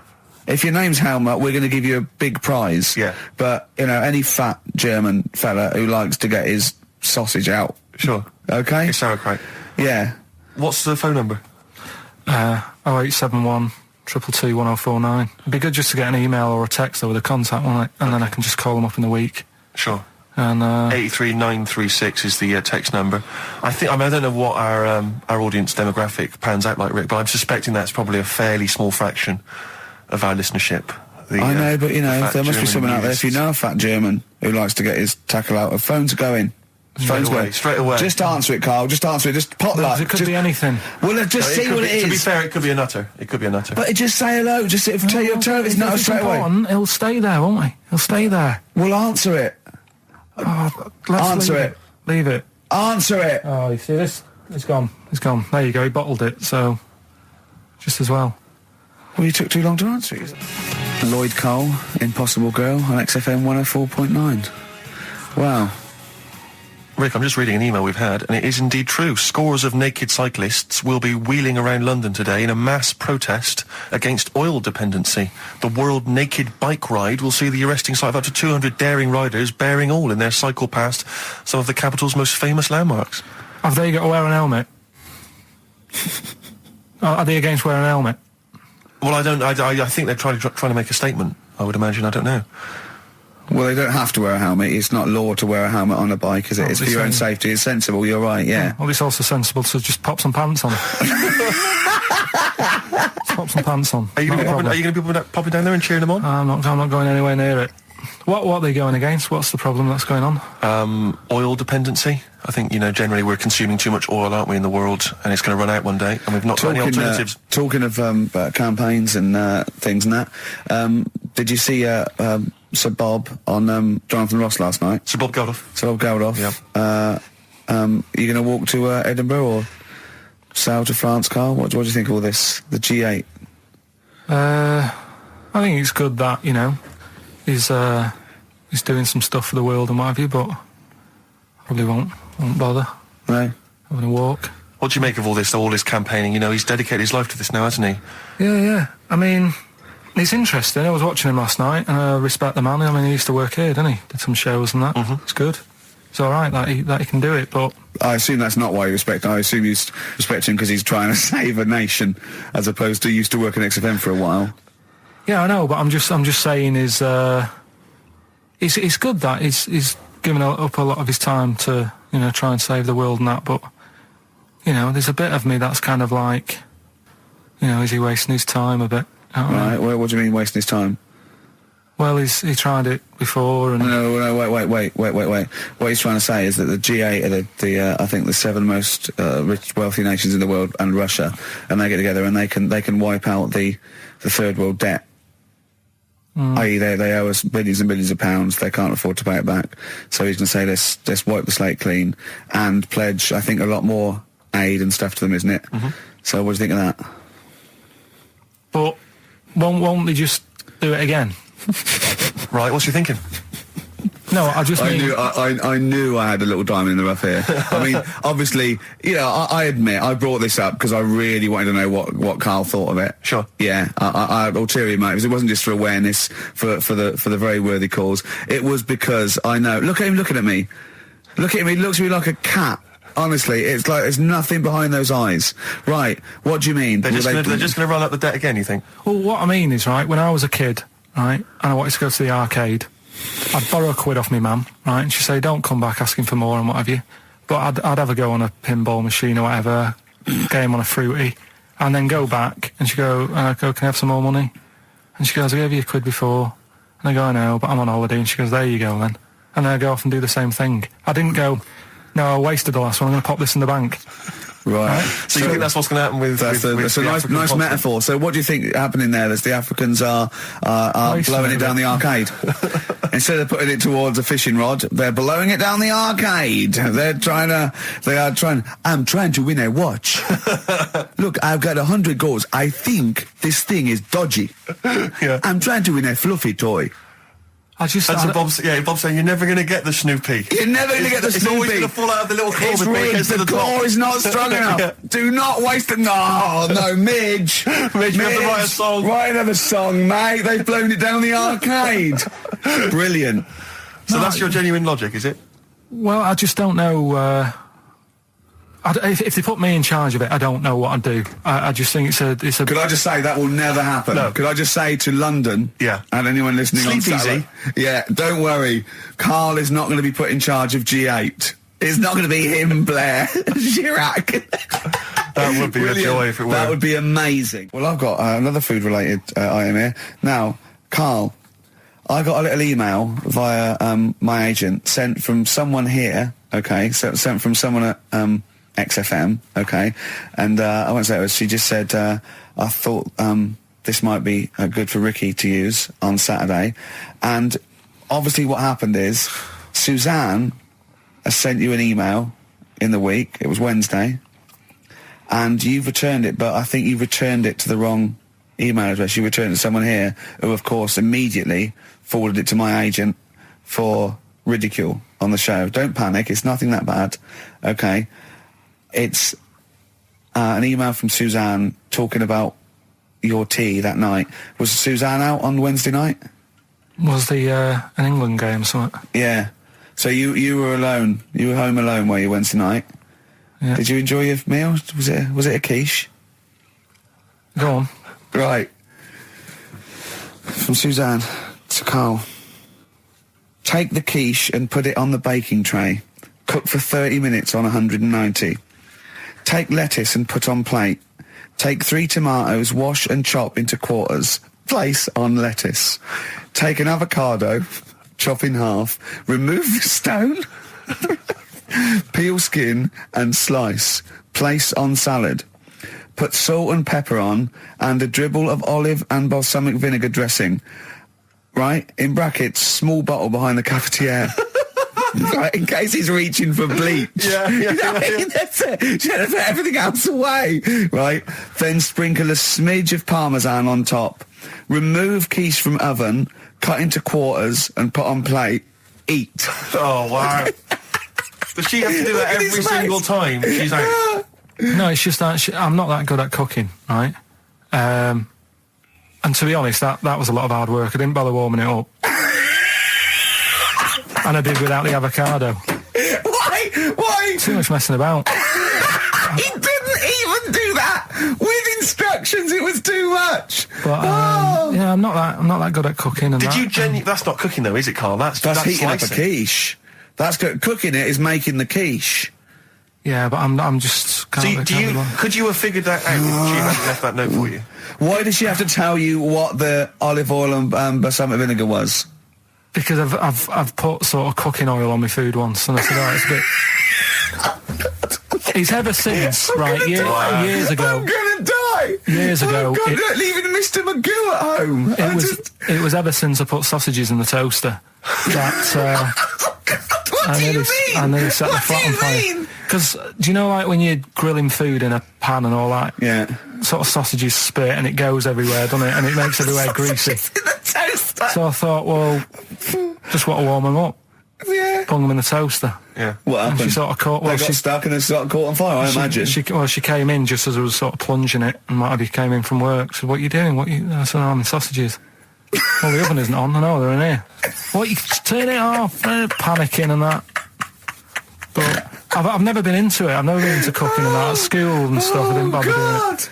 Oh, every time Suzanne comes home, she must think, please be the house still there. Yeah. Please not let me hear a fire engine as I come round this corner. Oh, God. She comes and goes, oh, God, thank God. I bet she's always happy to see you when she gets home and you haven't burned the place down or introduced some howler monkeys or something. Unbelievable. What I find extraordinary is there are people who are in sort of care in the community who don't need instructions on how to prepare food. Oh, they do. They can do it. Yeah, you show them once. Yeah, they do. Whatever you do, don't put sausages in the toaster, Johnny. Do you know what I mean? Yeah, and they've learnt it. They don't put sausages in the toaster. Yeah. What do they put their fingers in? But, yeah. Landed Ben Folds on XFM 104.9. We've had an email, Rick, from Simon Whittaker. He says, he's throwing the question to Carl. Have you seen the video for that Ben Folds song where there's apparently a monkey working the sound desk and shifting the piano? So, yeah, you want to check that out. Talking of monkeys working the sound desk, we've also had a lot of emails directed at you. Yeah, a lot of emails directed at you, Carl, asking if you saw this programme that was on in the week. I think I didn't see it. I think it was called The Strangest Village in Britain. Yeah. Did he watch it? He called me 6 times during it. Called me 6 times. Now, just explain briefly what this was, because I didn't see it. Well, it was a sort of an experiment. I think I can work out from the sort of 70s, and it was sort of run by, from what I can make out, mainly sort of German Christians. Right. And what it was people with various disabilities or mental illnesses, Down syndrome, autism, bewildered, you know, and they were living normally in the community. And there was 300 people in the village. Half had some sort of problem, mental problem or disability, and the other half were sort of carers. And I mean, it was, you know, it was very, very strange. And where is this village? It's somewhere in this country. It's up near Whitby, innit? Right. Okay. But he called me at various points. We were watching that. Just started off. He went, "Geez, if that's the beginning, what have they got coming up?" Then there was 2 fellas, and the phone rang, and it went, "What is going on?" And it was 2 blokes who had created their own language. Okay. And they were going, and you go, and you know, it was an interesting programme. I love documentaries like that. But what made it twice as good was that I knew that Karl was getting confused. Yeah. There was one bloke that went round interviewing people, and he'd just have a string of questions, and he'd go, have you ever had curly hair? What's your favourite animal? Have you ever seen a badger? All right. And, Karl was getting stressed. It was stressing me out. Because he was trying to think of the answers quickly enough. Yeah, he was sort of saying, you know, do you like mosaics and that? And I was like, oh, I do it. And the next question was coming in. It was like Mallet's mallet. Do you know that sort of that word association thing? I was stressing me out. But he said he wanted to go there. He actually said, oh, could I go for a holiday there? And I went, well, I doubt that. I don't know. Maybe you could go on a visit. You know, oh, that would be great, wouldn't it? For Karl to walk in there. But the thing about it would be like, Karl would be the ruler. He'd be the king. It would be that, in the kingdom of the blind, the one-eyed man is king. I mean, he would just dominate. I don't know. There were some of them are quite clever. Really? Yeah, I don't think he'd... I think he'd probably be average. Yeah. I don't think he'd... Okay, he'd just blend in. No, I don't think he'd shine. Yeah. Because a lot of them were quite good at some things, weren't they? He didn't like the angry bloke who punched him. There was this really sort of sweet Down syndrome woman called Nan, and she hadn't hung her coat up, and this angry bloke was going, if you don't hang your coat up, I will. And he punched her, didn't he? Yeah. And really poor Nan got it in the neck from everyone. There was another woman bullying her, wasn't he? Yeah. But he liked the little... The little Down syndrome fellow with the woolly hat who was helping that woman. If I went there, he's the one who had sort of humped down and said, come on, let's go for a pint or something. Sure. But, incidentally, do you like mosaics? We didn't establish that. He's still thinking about it. David Bowie, Watch That Man on XFM 104.9. Now, coming up, Steve, and listeners, I'm talking to them mainly. I'm not really, I'm talking to you and Karl, really. Yeah. But, coming up, an old feature, Knob News. Oh, Knob News, the welcome return of Knob News. Yeah, and Monkey News is still there, isn't it? Yeah. Just briefly, you don't think you really gave that competition justice, did you, not handing out the email? No, let's just quickly whiz through the questions again. Yeah. John's texted in, by the way. He says, I never get any of the Rockbusters clues. Is this a good or a bad thing? Definitely a good thing. Definitely a good thing. Definitely a good thing. Yeah. Yeah. Did you have to have that thing done where they say... what side do you wear your member? What side you dress? They don't say what side you wear your member. That would hardly be a euphemism, would it? So they say what side you dress, sir. It means what side your little poke, your little John Thomas leans, doesn't it, on rest, usually to the left, isn't it? Your little left testicles. If I said to you now, what side do you wear? Hang on. Do you know? It would be left. It would be the left. That's what I mean. If standing there, right? With nothing restricting it or holding it in or holding it up, right? It sort of leans, your one ball is sort of like slightly back and lower, isn't it? And your little John Thomas rests there, so it's left. And the reason they ask it is so they don't put the tape measure up on the left and squash your willy or touch your willy. So it's nothing to do with like, well, you'll need a bit more room of sort of more material on that side, or... Well, no, I don't think they compensate. It's just when they put when they stick that up into your groin, they don't want to come in contact with your little... The thing is, I don't know what side I wear stuff on. I just sort of pull my pants up and wherever it wants to go that day. But maybe it's not big enough to sort of make any, real decision. But, like now, I'm sat here, right, with my jeans on. I don't know where I am. Well, that's clear from hearing you talk. No, but what I mean is, if a fella said to me, what side are you, what side's your member on? Member? What is this the use of the word member suddenly?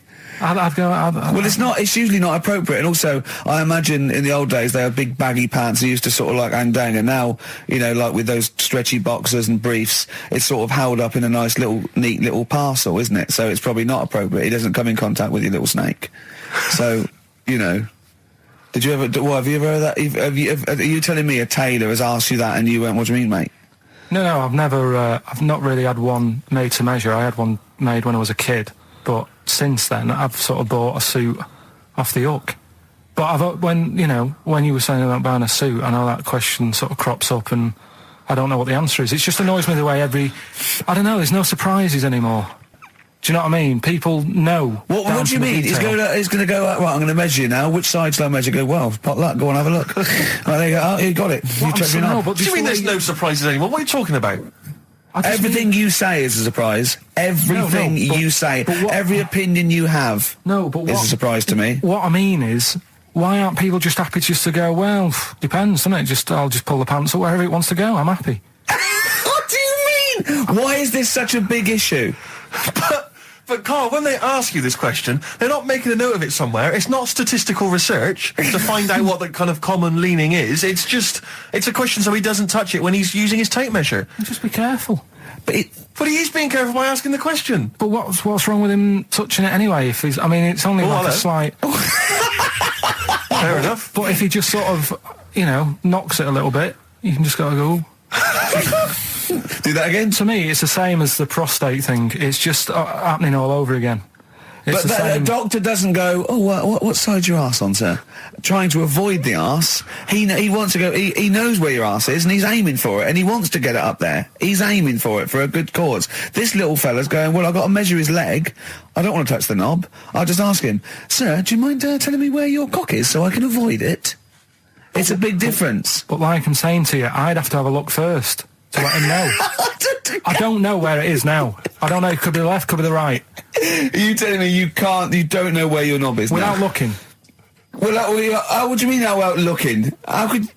Well, you're saying it as if like... Should we have a guess? Well, have a look and tell us where it is. And what are you wearing? What sort of pants are you wearing? I've got my jeans on. But you got pants on underneath them? Yeah. What are they? Briefs or boxer shorts? Boxer shorts. Boxer shorts. Well, it's probably free, but the jeans are probably strict knit. I think it's probably either in the middle, dressed in, or just slightly to the left. Have a look. We'll tell the listeners after the break where's Carl's knob. It's a good competition. Oh, brilliant! We've got to send this to the Sony Awards people. XFM. Run, Snow Patrol on XFM. Well, big question. Where was Carl's knob? That's what people have been hanging on for. Yeah. Where was it? Well, I can't believe people have been texting in. Hey, not guessing where it is. People saying, is it in the middle? Is it in the left? It cost them 10p. It cost them 10p to find out. Just wait, I'm going to give out the answer. You don't win anything, right? Like, strike it lucky. Right? Bottom or middle? Right. It was to the left. Oh! Yeah. I went with the right. That's annoying. See, I thought it would be to the left. If not, maybe if it was all scrunched up, sitting down on your lap right, it might just pop up to the middle. Just pop out, like, Well, next week we'll be finding out where yours is. Where's Ricky's bollocks? Landed, Mr. Ben Folds. We've landed on XFM 104.9. Ricky Gervais, Steve Merchant, and little Karl Pilkington, and his magical little manky round baldy head. He was described as wacky mank in one of the papers this week. Really? Brilliant. Well, remember we were talking about it last week about he came round to my house and I popped out my Mr. Johnson to take a little look at. And his two that made daughters. The papers. That made the papers. Wow. What paper? It wasn't front page of the Times. It must have been like the Daily Star or something. Just squeeze Live 8 on the second page. Yeah, so Wacky Mank. Wacky Mank, that's Wacky great. Mank. Wacky Mank. We had an email from someone that reckons they remember you from body popping round Salford way. Yeah, Eccles Precinct, apparently. You know that, I wasn't doing it round there, though. What do you mean? I was round Stretford. Arndale. And what were you doing? What sort of body popping was it? Just a bit of everything. Caterpillar. Bit of moonwalking. Do you have a little piece of lino you used to carry around? Well, mates had that. Right, you didn't borrowed theirs. Were you any good? But you weren't breakdancing, were you? You weren't spinning on your head and stuff. You were more body popping. Well, I hope he wasn't spinning on his head, because that can sort of give you brain damage and things. Well, it can give you brain damage. Also, it can wear your head down, and also makes your head perfectly round. Yeah. Because the gravity is pulling on. But if you keep on doing it, obviously it's going to wear your hair out, yeah. So you become sort of like a... Stupid, bald, and roundy headed. Yeah. So I very much doubt that you did do any of that. Did you, Carl? Didn't do any of that. Embrace and Gravity on XFM 104.9. We've had a couple of texts. People obviously can text in 83XFM. That's the text number for the big quiz that's coming up shortly. Rockbusters, still your opportunity to win some of those cracking prizes. Enter your name in the draw if you can unravel the, I don't know what you call them, conundrums that Karl set. Sort of. We've had a couple of texts. Obviously, we're leaving early today. This is a shortened show and our last show of this run. But we've got to leave early. We've got to go down and try and make poverty history. But Rob's texted and he says, only an hour and a half today. Well, poverty does have some benefits then.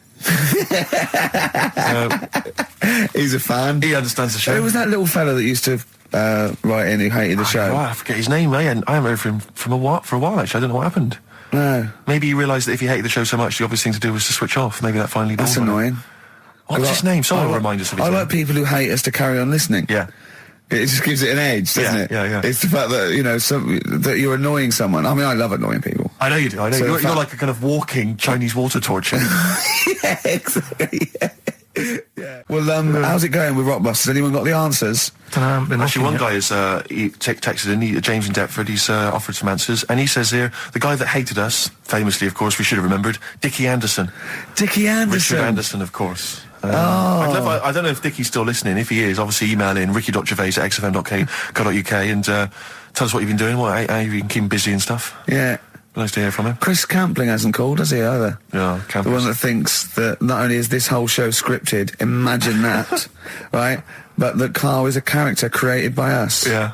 He's actually an actor. Oh, if only we Look could at take credit that, for a that. shaved monkey we got. Put the message in the box, put the message in the car, drive the car around the world, and I'm imagining, Rick, that message is make poverty history. That's World Party, put the message in the box. Yeah. Can I just say quickly while I think of it, we get a lot of emails from people, a lot of texts saying, can you send a big shout out, stuff like that. You know, I've just looked at one now, Scott and Julie in Australia listening, they want a big shout out, big shout to them. But there's so many people that do it, and I'm obviously just want to say, sorry we never get to your emails. We're very, very lazy. We never really get to look through them. But we obviously do appreciate you emailing in, texting in, stuff like that. And also, can I send a big shout out to my grandparents, who I believe might be listening on their new digital radio? They're pretty high tech. Very West Country. Yeah. Are they the merchants of Bristol? Merchants, yeah. Props Good. to them. Props to them, yeah. Well, here we are again, XFM on a Saturday. Just gone 1 o'clock, Steve, if I'm very much mistaken. But we're not here as such. We're away again, gallivanting around. We've got to do the special sort of best of again. Okay. Which we did a few weeks ago. So this is the best of the last 3 weeks. Which I think is it's the best 3 weeks we've ever had. But I'd like it condensed into 2 hours. Yeah. Yeah. Some great music as well in there. Yeah, there'll be some great music interspersed with fine chat that you've already heard. Yeah. Except this bit. This bit's new. We've actually, out of the kindness of our heart, we've come in last week. Yeah. Yeah. And we've done a few clips just because we felt a bit guilty about shooting off. Yeah. And leaving. Even now, having heard this link, I'm beginning to wonder if it was worth our time. Yeah. Well, should we play a classic link? Let's play, what, from the last 3 weeks? After this is Feeder. All right, so here's the first bit. Ash, and Sometimes, lovely song.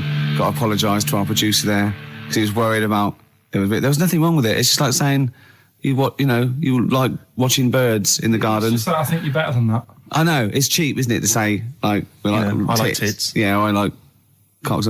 So are we a bit more literary now? One of my favourite things is Fanny by Gaslight. Really? That's Yeah. interesting. That's interesting. I'm a big fan of Moby Dick.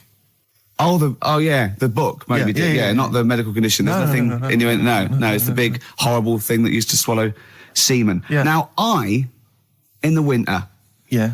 Steve, Go on. there's nothing I like more than to keep my hands warm in a muff. No, sure. You mean those kind of furry things that sort of classy looking ladies? Yeah, used to posh have? ladies often put their hands in. You know when you have a nice, like a party and they're Yeah, a nice leaving. party, yeah, a and winter party. And you might take the wrong hat or something. There's nothing I like more than to see two posh women with their hands in each other's muffs. Oh, that's always a And fun they're going, bit. oh, this must be yours. Yeah, that is always funny. Yeah. That's always funny. Yeah. But seriously, no, I'll stop this. You're right. I've got a degree. I just remembered that my favourite Beatles song is "Come Together." Yeah. Now we're going to stop this now, Karl, because it's childish. You're right. I've got a philosophy degree, for Christ's sake, and it's about time. Who's your favourite philosopher? Do you mind me asking? Well, I would tell you, except when I have a talk about it, I go into a Cockney accent. Really? So it can be like my favourite philosopher. I like a bit of Kant. Right. Is that Immanuel Kant, Yeah. the philosopher? Yeah. That's strange. Yeah. That's strange. What's his name again? Kant. Oh, yeah. Yeah. Yeah. That can be weird. Can be strange. Look at Carl's Look at face. his face. Look at his face. Join in, Carl. Oh, Undo your trousers. Just We'll let be it like hang out. Stan Let your Boardman cock hang when he out. told the Fokker joke. Yeah. We won't do local radio again for 10 years. Finally, White Van Man, what do you make of the fact that Sainsbury's are bringing in square tins? Is Is that a concern for you? Is that true? Apparently so. Why? Dunno. Like it's easy to stack. This is what the guy in the Sun has said. That should be interesting. That should be his comment on Sainsbury's are bringing in square tins. Is that should be interesting for meatballs.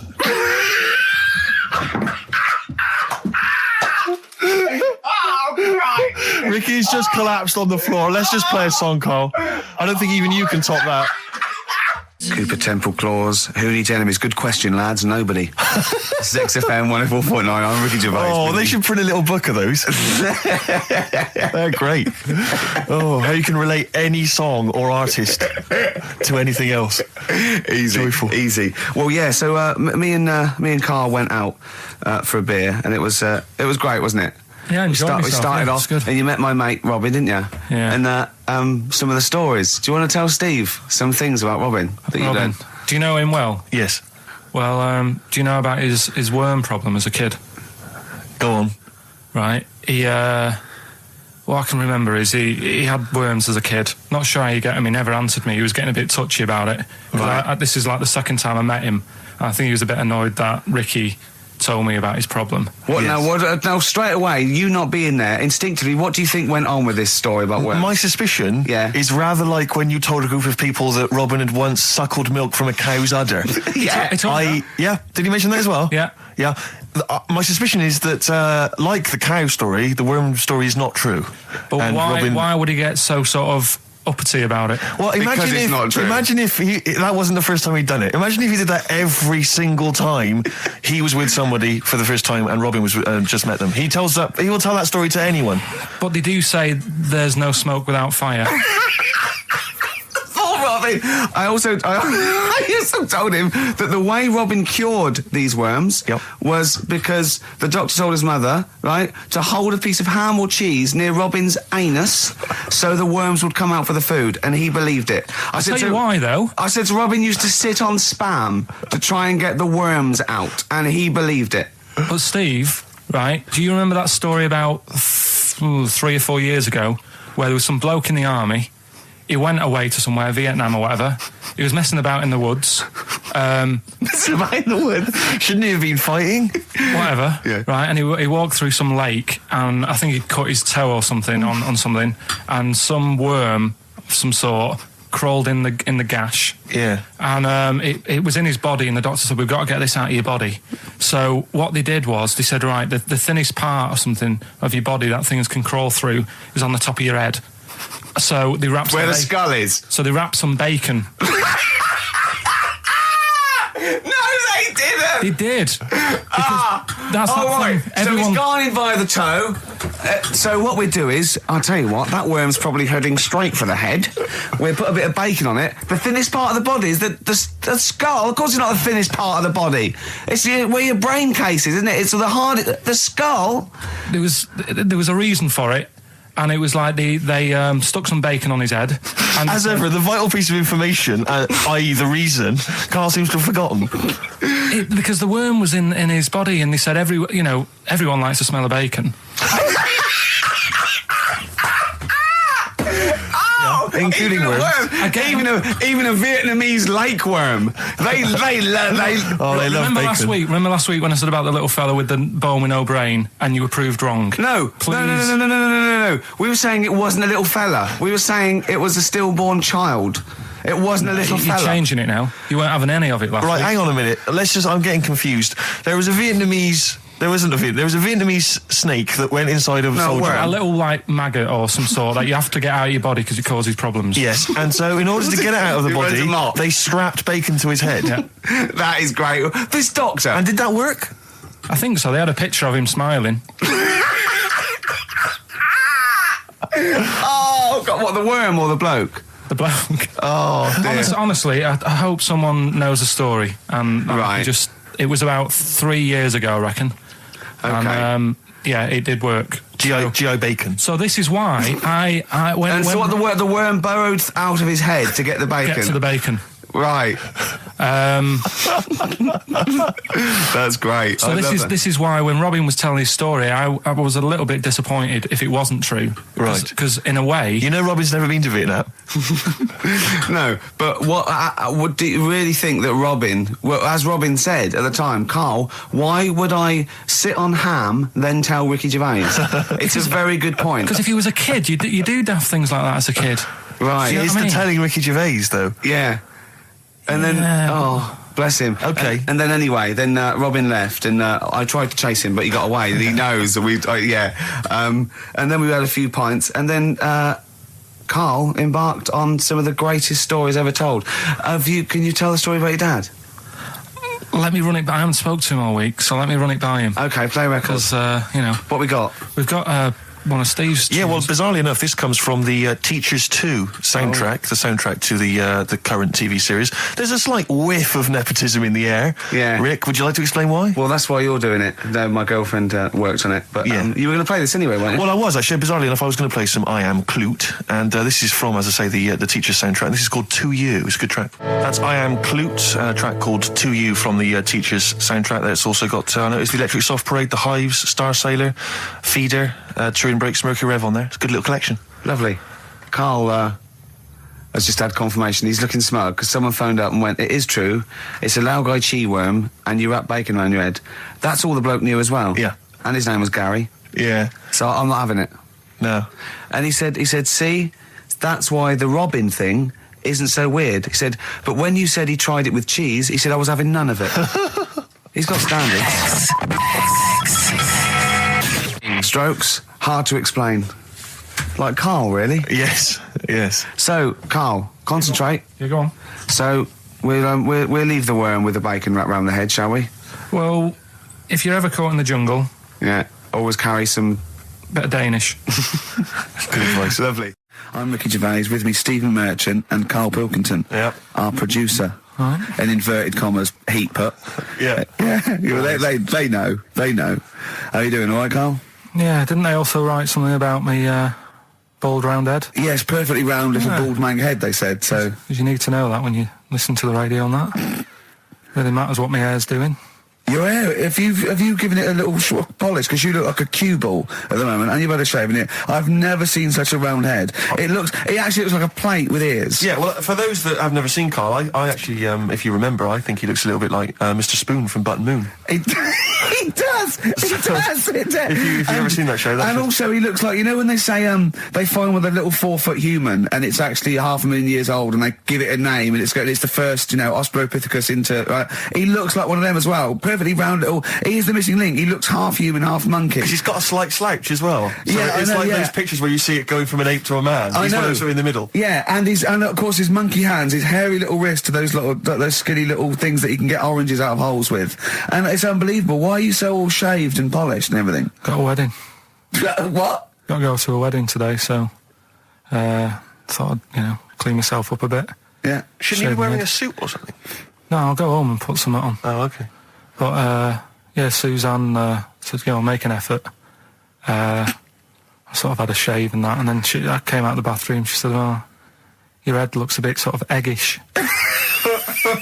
She's right. She always worries about when I have a shave, because I just, That's your girlfriend, Carl. I know. Saying that. Just think. So don't worry about Heat saying it. Funny thing is, it's Boyd Hilton, I think, of Heat that wrote it. And he's got a little bald head. Yeah, no, don't slag him off. Yeah, but on the end of his review, does it say, written by Baldy Boyd? No, because it doesn't matter, it's a magazine. Don't worry about it. Looking forward to the wedding? A bit boring, isn't it? But you've got to do it. They're probably listening. Should we do a shot? No, it'll be a great day for them, but I know what will happen. Suzanne will see, you know, all the fuss and that, and then she'll get ideas and have to let her down and all that. Why is it you don't want to get married again? I always forget. It's just... Who's it for at the end of the day? I've been with Suzanne for 11 years, right? Sure. We're happy. Well, I am. That's what counts. You're never happy. I am. I'm all right. Yeah, no, I know you're happy with Suzanne and everything, but apart from that, you're never happy. You are the most grumpy, moany thing in the world. I mean, I get annoyed, but I'm always happy. I was annoyed here. I was happy coming here, but there was a bloke behind me walking and scuffing his feet. He had a pair of those stupid skulls on, and he was clicking and scuffing. Wear some shoes. You don't have to click. Pick your feet up. Flip-flops annoy me. You know? But I'm happy. I'm just annoyed. You are just like, oh, the world's on me. It's rubbish, this. I know the world's great. It's just sometimes people annoy me by being there. You know? But, Steve said I should be locked in one of those towers that princesses used to be locked in fairy tales, so because everything annoys me. But you're grumpy. I'm not, I'm alright. XFM 104.9, we're not here. This next clip is one of my favourite clips. Look, it needs no introduction. Here it is. Right, okay, educating Ricky. What have we got? Airy Chinese kid, go on. Right, yeah. This is the... I didn't want to do this. Really? You didn't want to do it? Well, I wanted to give you three, and I gave you one. It was like the alien man gets a beard or whatever. Yeah, which was total rubbish, so this one should be better, maybe. Hairy Chinese kid. Right, well, we've talked about hairy people in the past. True enough. Aren't we? Yeah. You know, the little kids who grew up in woods and hung around with wolves and that. Yeah, again, you're confusing it. Yeah, they're not... There were some people that were born... very hirsute. They were not the people who were brought up with wolves. Yeah. You just put that together in your Homer Simpson type mind. Right, well, this is like a sort of close to that sort of story. Yeah. But the weird thing is, right, Chinese people aren't that hairy as a nation. No, seriously, that's a well-known fact. They don't have that much body hair and stuff. Okay. So this little kid who was born over there, he was like covered in stuff. Was he? And it was only his nose that wasn't hairy. The rest of his body was caked in hair, right? And his hair sort of... What sort of hair was it? Was thick, it... thick hair.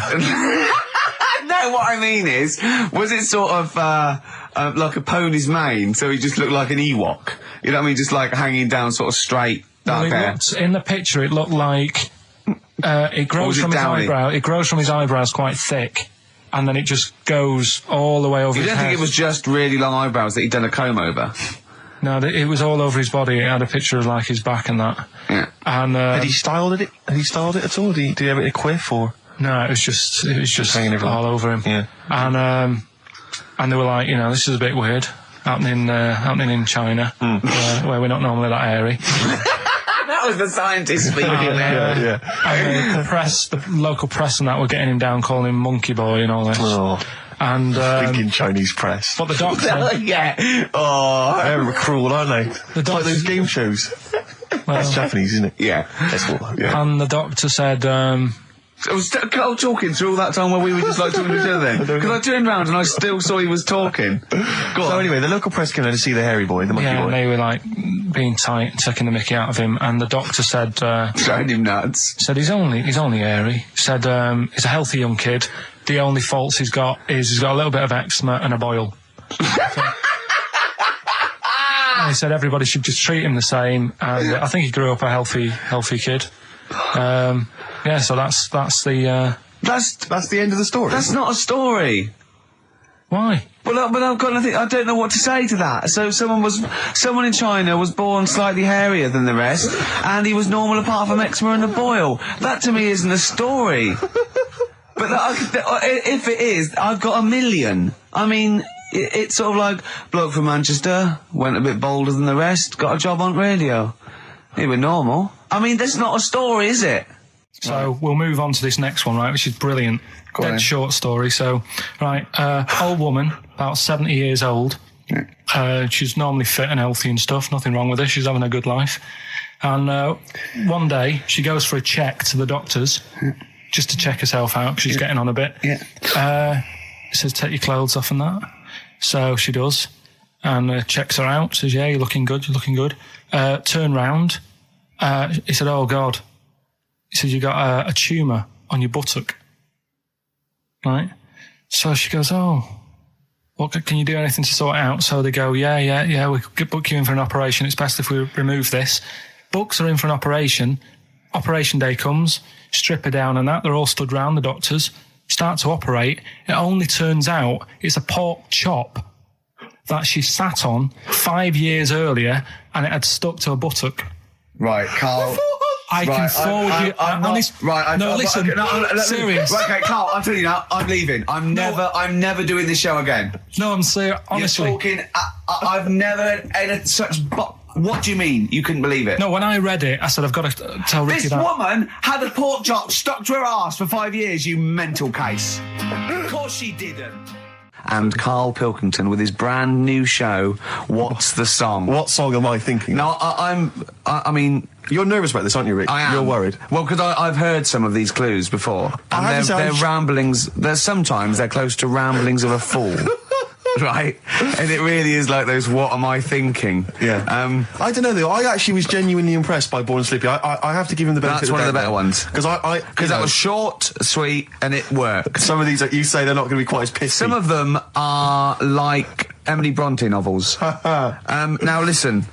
We're just going to go for it then. You do it, and we just get people to call up because I want to see the general public's confusion of trying to work out. Why don't you give us your next clue, and then we'll play a track, and then we'll hopefully have people on the line after the track to try and answer it, and you can recap briefly. So give us your clue now for what song am I thinking of? Right, this one. It's about a woman. And she's just normal, nothing wrong with her, or so she thinks, right? But there's the twist.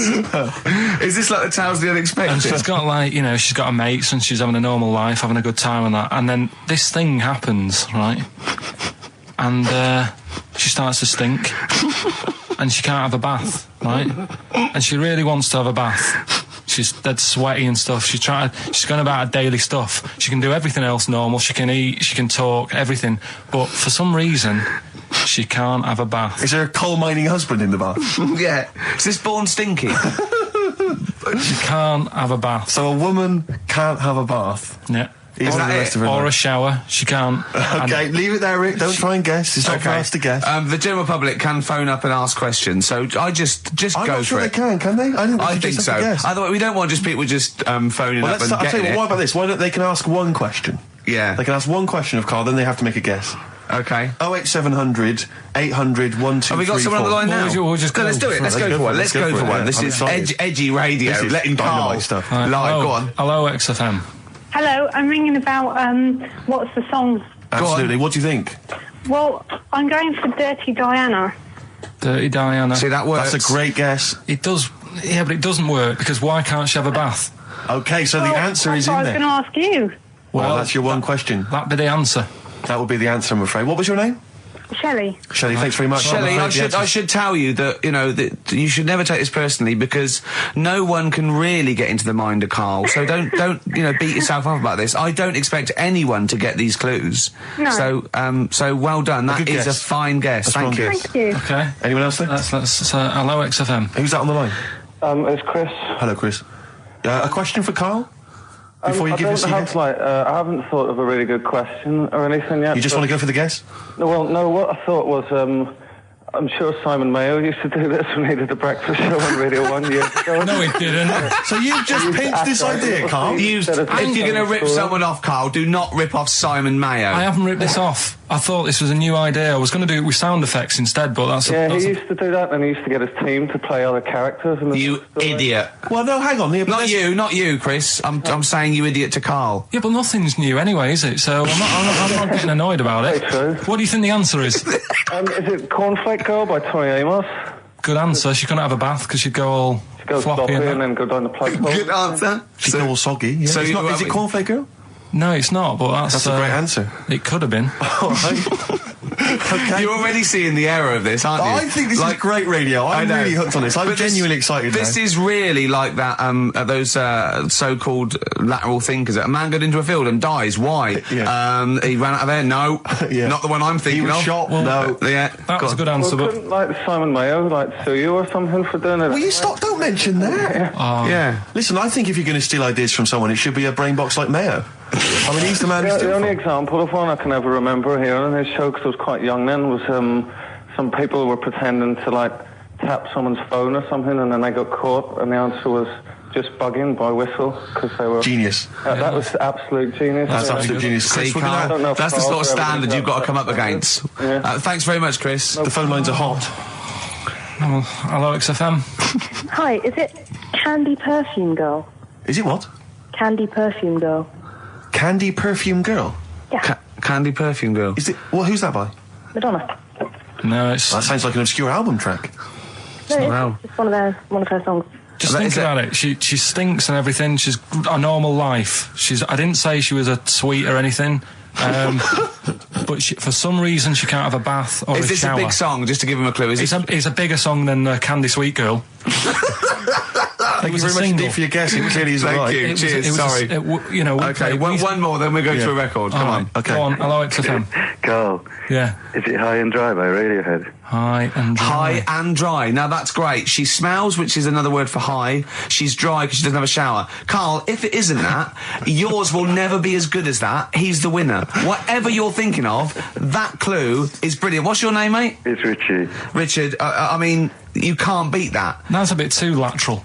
Don't be stupid. It's perfect. He's made yours into a clever clue. He's made high, she smells, dry, she never gets in the bath or shower. It's not that, is it, Carl? No, it's You not. don't even get that, do you? Not Have really. you ever heard of the word high being used to mean sort of smelly? No. No. Oh, what? That was where you went wrong there, mate. Richard, I'm declaring you the winner, even though that isn't the I answer. don't think Thank we you. should give up this early. Can we Rick. just What? let's play a song and, Let's play a and song. give it one more chance because Yeah. if people think about it, it is really easy. I'm not going to find out the answer now because I've got to go out. Okay, we'll do it very quickly. Stay in for 10 minutes. We're just going to play a new Coldplay track out. Okay, let's hear Brilliant. Coldplay and then we'll come Cheers. back with this. XFM 104.9. We're not here. Oh, it is a bit like being Dennis Norden, playing some great moments from the show. I just imagine Dennis Norden one day, sort of just like waking up out of his stupor. He's doing this, and he'd go into the producer and go, I've just seen a couple of my programmes. I just saw It'll Be Right on the Night 18. It's It is terrible. Why didn't someone tell me? Well, we didn't want to upset you because, but I've been doing it way too long. Well, you could just let me go on forever. Well, until you died, yeah. Well, why can't my son take over? Well, he's 80, Dennis. And the jokes I'm doing, they're awful. Why have I got that clipboard? I've written these jokes, they're not funny. There's an audience, they're laughing. What are they laughing They're not at? laughing. They're not laughing. That's canned laughter. Who are those audience? Who goes to an audience for It'll Be Right on the Night? A lot of them are older than you. It can't be right. Do you know we have 15% fatality in one of your audiences? But I went home at Christmas, I watched one of the episodes. Yeah. I was with my family and friends. I said, watch this, you'll love it. Stony face, no one laughed. They all thought it was Well, it is. Well, why didn't you tell me earlier? We didn't want to hurt your feelings. You're an old man. You may be upward of 102. I didn't realise. Yeah. A quick query for you. This is from Jay. He's got a problem here. He says, my parents won't let me ditch my studies. He's currently reading modern languages at London University. Sure.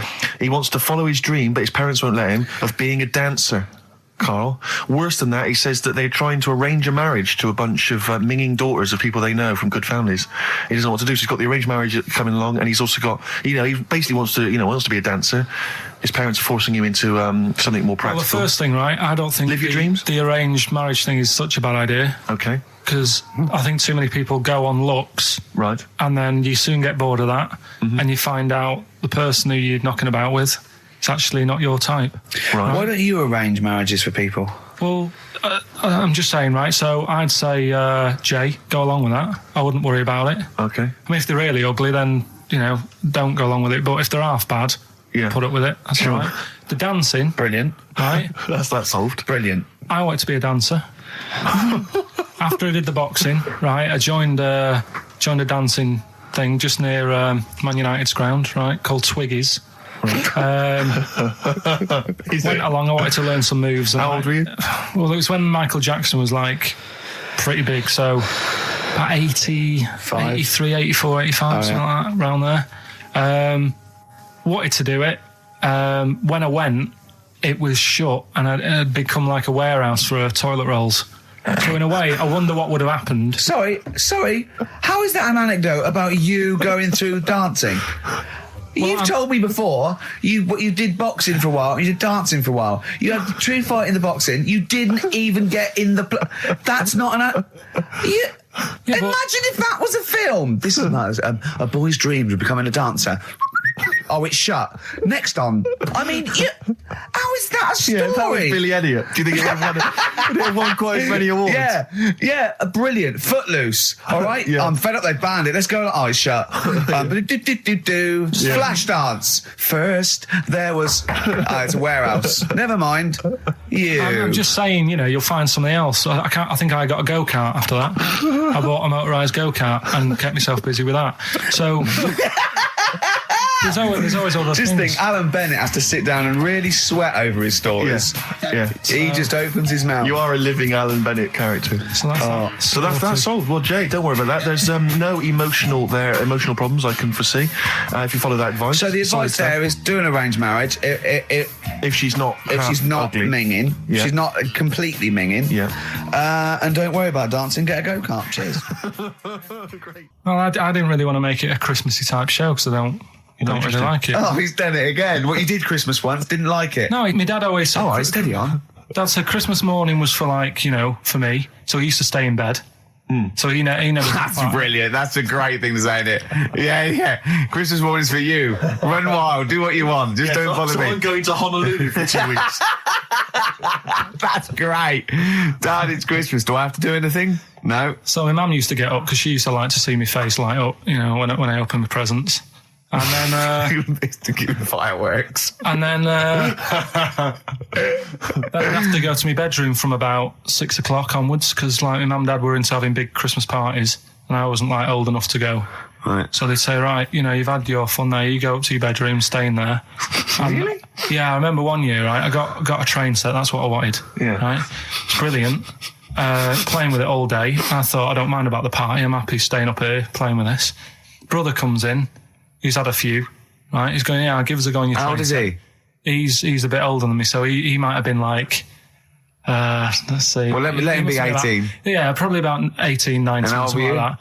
I had a train set, so I don't know, about 14. something like that, right? So I'm playing on that, loving it and stuff. And then he comes in and goes, give us a go. He turns the transformer up to 14. He went really fast for about 5 seconds, broke it, and then he went back downstairs. Wow. So Christmas, I hadn't even got to Sounds Christmas like Day. the Conservative government with British Rail. Satire, that is. Satire, Rick, I just thought that there's satire. If there's any satirical shows listening or magazines... It doesn't work in any way, because there's the analogy falls down apart from there being a train. Think it through, though. British Rail was trains. Yeah. And the government broke the trains in many... Well, they didn't break them, not officially breaking them, but they kind of... It does work. It's perfect. Oh, I'm very pleased with that. And I can't... And no one's asked him to be on Have I Got News For You? It's weird, isn't it? Because it's strange, that, when you've got a satirical mind that's as quick as that. Yeah. And he's broke your little train set. So what did you do? I just watched telly and had some sausages. I bet you were happy with that, though, weren't you? Oh, it's a bit annoying, though, isn't it, when your main present of the year has been broke. And did it ever get it fixed? No, that was it. Put away. I'm intrigued why your parents wouldn't let you come and join in the festive fun. Was it like really debauched down there? Was it like eggnog everywhere? Well, no, but I mean, that's fair enough. 6 is a little bit early, but I just think, if you're a kid, he had his fun, put him to bed at 8, maybe. And Do you think so on Christmas Day? I thought that was a day for family. Well, not if there's a party going on. Well, don't have the party on the Christmas Day. Well, that's another option. Yeah. Your parents are weird, aren't they? A strange breed. Well, I think that was the year, right? You're talking about buying presents and stuff. I think I did treat my mum to... I didn't buy my dad anything. I think that was when I got a bit older, he used to get me dad something because he wasn't that bothered anyway. No. So, got me mum. There was a cheap shop, right? Of course. Thank God for that. Called Snips. Right? So I went in there and I thought, let's see what I can get her. And remember Victoria Plum? I don't think so. Well, it's like a fairy character. Right. Right? I mean, Mum's into gnomes and stuff, right? So I thought, right. You were really pleased with you, then. Victoria Plum. I was thinking, is that one of the neighbours? Is it like a brandy Do you liqueur? remember Victoria Plum? Victoria Plum. Victoria Plum, yeah, it's like a little fictional sort of character, right? Okay. So I saw it, I thought, yeah, she'll love that, right? So I did my paper round, saved up for 2 weeks, right? Oh. Got that sorted, went to Snips, bought the Victoria Plum. Next day, I'm in town with her, right? So I think, I know what I'll do. I said, come in here a minute, right? So we go in and we're looking around, and I tested her, right? I went, look at that there, that's all right, innit? And she goes, oh, it's bloody awful.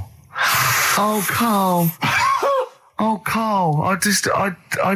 Oh, God. So then Christmas Day comes, and I said, don't bother opening it. She said, no, why? I said, Oh, "Don't." no! Why didn't you still give it to her? So, well, it was too late, I'd already bought it. Oh, Carl. So she opened it, and I was like, and she said, oh, that's nice. I said, why are you saying that? I said, the other day, you said it's bloody awful. She said, oh, no, I thought you were pointing at something else. Oh, no. So that's why I don't get anyone anything anymore. Oh, God.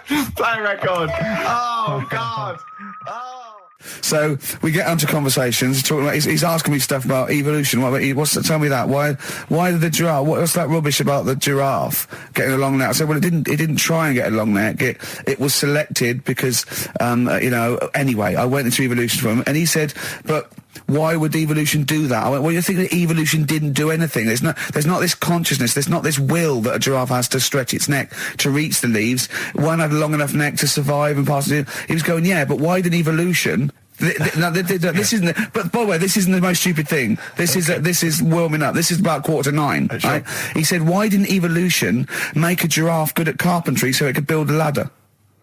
Right. Yeah. Okay. No. All right. Okay. So he's thinking around it. He's trying to pick holes in evolution. Yeah. We get on to, I said, well, things are, I said, we can see the speed of evolution in lower life forms like bacteria, viruses, they evolved. That's why, soon we won't have an antibiotic that can kill some certain bacterial strains. And he said, and this is about, 11:30, then I said, I'm going to bed, right? He said, in the future, they reckon that you'll be able to wake up and eat a yogurt you can have a chat with. I don't know what that means. Let's put a song on, right? No, and we'll come back to it. So you're going to explain that? Yeah. You've got an explanation? The Verve and Sonic on XFM 104.9. I'm Ricky Gervais, with me Steve Merchant and Karl Pilkington. So let's just get this right. What did Karl say? He's just specifically giving those words again. He said, they reckon, and I said, I'm going to bed. He went, no, really? I said, no, I'm going to bed, Karl. There's no point now, because, it's just like you're talking gobbledygook. You know what I mean? I might as well talk to a pot plant. Yeah. He said, in the future, they reckon, I don't know who they are. Sure. I don't know, people who post things on the internet that he reads. I think the Telegraph. Anyway, complete the sentence. They reckon that in the future you'll be able to wake up. I love it. There's a little scenario, an embellishment, like this little. Oh, hello, darling. Here's your yogurt. Hello. You'll be able to wake up and eat a yogurt you can have a chat with. All right. Well, thanks for that, Rick. I'm looking at you. I'm going to throw that over to Karl now. Right. It's when I was away on holiday, right? I got. I don't normally buy the Telegraph because it's too big and that, innit? So, but they were giving it away for free on the plane, so I thought, ding dong, might as well have it. Mm-hmm. And I saw a couple of things in it. I thought that would be interesting. I saw this thing about the future, and it was talking about evolution and what have you, right, which I always find weird, because I always think that maybe we've sort of done it wrong anyway. Do you know what I mean? I sometimes think you can't evolve. By definition, evolution can't get things wrong. Things change, that it's not successful, it can't pass on its genetic material, but if you're around, it's working. If you're around, it's working. Slugs are as evolved as they need to be. Slugs are as evolved as you and me. That's true enough. Yeah. No disrespect, but it works. It works. Sorry, they're but around. anyway, what's your point, Karl? No, I mean, I think we probably would have been better off staying as a fish. Just because there's more water than land, isn't there? Right. And you wouldn't drown. This is why I went to bed. No, I'm thinking of dozing off now. Yeah. No, but do you know what I mean? From, what was it? It was bacteria, it was fish, mermaid, man, onwards and what have you. So anyway. Oh, God! God! No, there are a agree. few knowledge gaps in your theory of evolution. All right, Mum, you generally got it right though. So But I mean, basically, yeah, it went bacteria, fish, mermaid, man. What's next is the big question. So it was telling you all about this and what have you, and saying how, like, we shouldn't have interfered, because maybe if we wouldn't have invented planes and what have you, maybe we'd be able to fly and what have you if we really needed to and stuff like that. Okay. So we've interfered with evolution, you see. right. Well, then it was saying, well, what's the future got? Well, yes, in one way we have interfered with evolution. Yeah, the evolution of the human being in society is changing. It's no longer based on the strongest or the fittest, because medical science can keep us alive long enough. People can pass on their genetic material where without this civilization they wouldn't have been able to. So yeah, there are different parameters, there are different pressures, there are different things that say whether we're going to pass on our genetic material or not. Okay, so in that sense you're right. And that, Rick, as far as I'm aware, has led to a yogurt that you can eat and have a conversation with. So this is what it was saying. It was just saying, you know, we're living in mad times and that. You know, there's a lot of weird stuff going on. One of which is... And the fellow was just saying, you know, with computers and stuff like that, the way it is, we'll be able to wake up, Go on. have a chat with your yogurt and have something to eat. What do you mean, have a chat with your yogurt? Because of the amount of, I mean, you have them yogurts already, those friendly yogurts, those bacteria-friendly ones, so this is just a really friendly one. Yeah, they don't... Oh, God! I'm my best! Do you know what, sometimes, Carl, I think that we're having a chat with a yogurt. Do you know what I mean? There can't be any difference. Yeah, but then I'm always reminded that would be more entertaining. That would be more informative.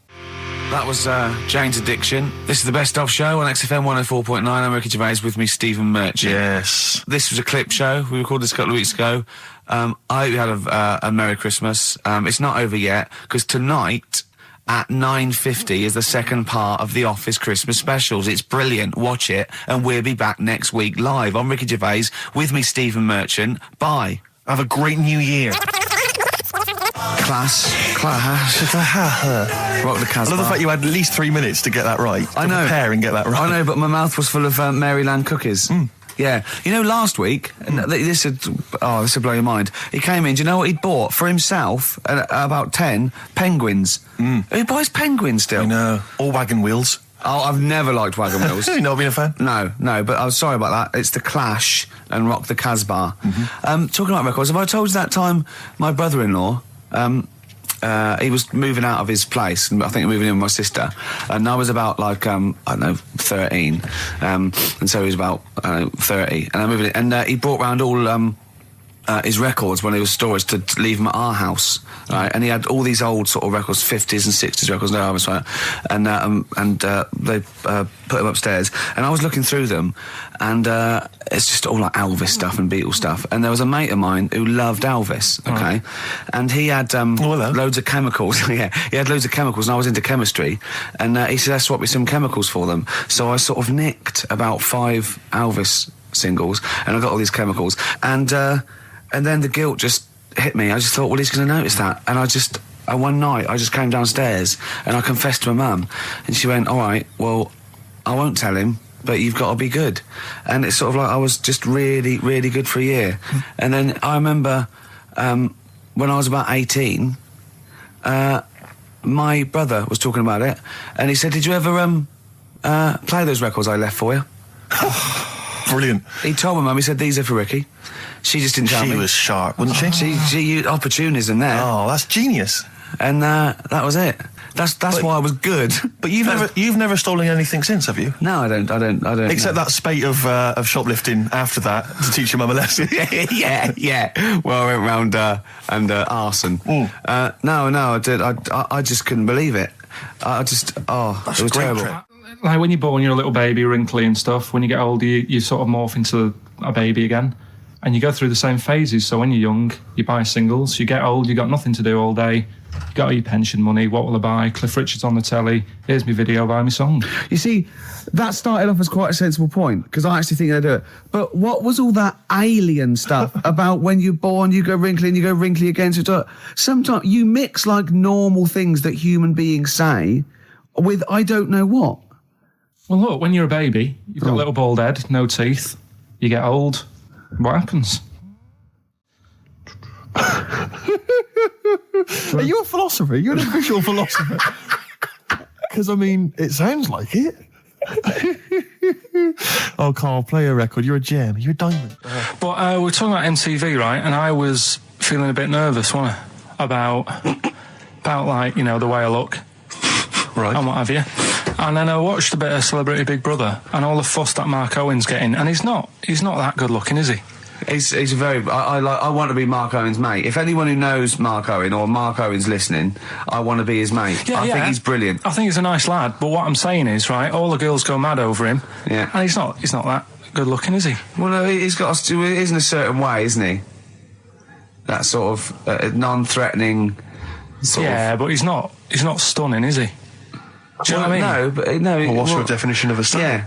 Well, who do you like? Someone who you look at and you go, God, they're good. Which bloke do you fancy? What bloke do you think's attractive then? So if I was into men, yeah. In fact, you can still say a bloke's a good looker without fancying him. Who do you think is attractive?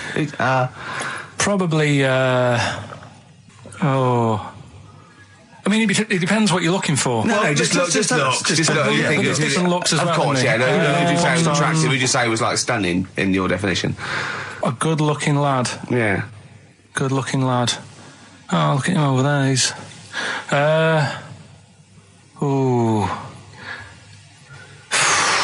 Do you find, Robbie Williams? Do you find him attractive? Boy Next Door. Look. No. Who do you? Carl, hurry up, because it's we've only got 2 hours. Probably. Do you know? I can't think of one offhand. Mark Owen is pretty good looking then, really. Well, there's not. Just name one bloke that you think's an attractive guy.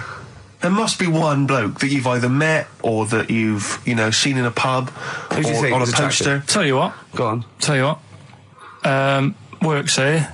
Young Alex Zane. Alex! Well, we know Alex, maybe we can fix you up. Oh, I love you, Alex! You've got so I just like the way, the things that interest me, I remember. Things like snakes not having ears and stuff. Yes. I didn't have to read about that. No, you just learned that, yeah. You saw it on the telly, didn't you? You saw it on that Ian Wright programme. Yeah. Yeah. And this is what Carl said to me. He said, it's actually, I called Carl up in the week, and Reese was with him. Reese used to be on XFM, and he took the phone, and he went, Carl's worried, I've seen that programme. He said, snakes don't have ears, right? He said, so you can creep up on them and pick them up. And he said, Carl's worried. He said, how would you ever put them down again? Because then they know you're there. I woke up the other night, quite late. Worried about that. And I said to my girlfriend, I said, how do you put a snake down? And she said, what are you talking about? I said, that Ian Wright thing, this guy managed to pick up a snake. And do you know that thing where they clamp its head on a jar to get the poison out? I do now. Right? They did that, but they didn't show you how they got rid of it. And I thought, it could really get nasty, because it's obviously annoyed that you've had its head pressed in the jar. Yeah. Right? They hate that. Now... Especially as it's in front of their mates. When you lift it off, yeah, right, you've got hold of it. Yeah.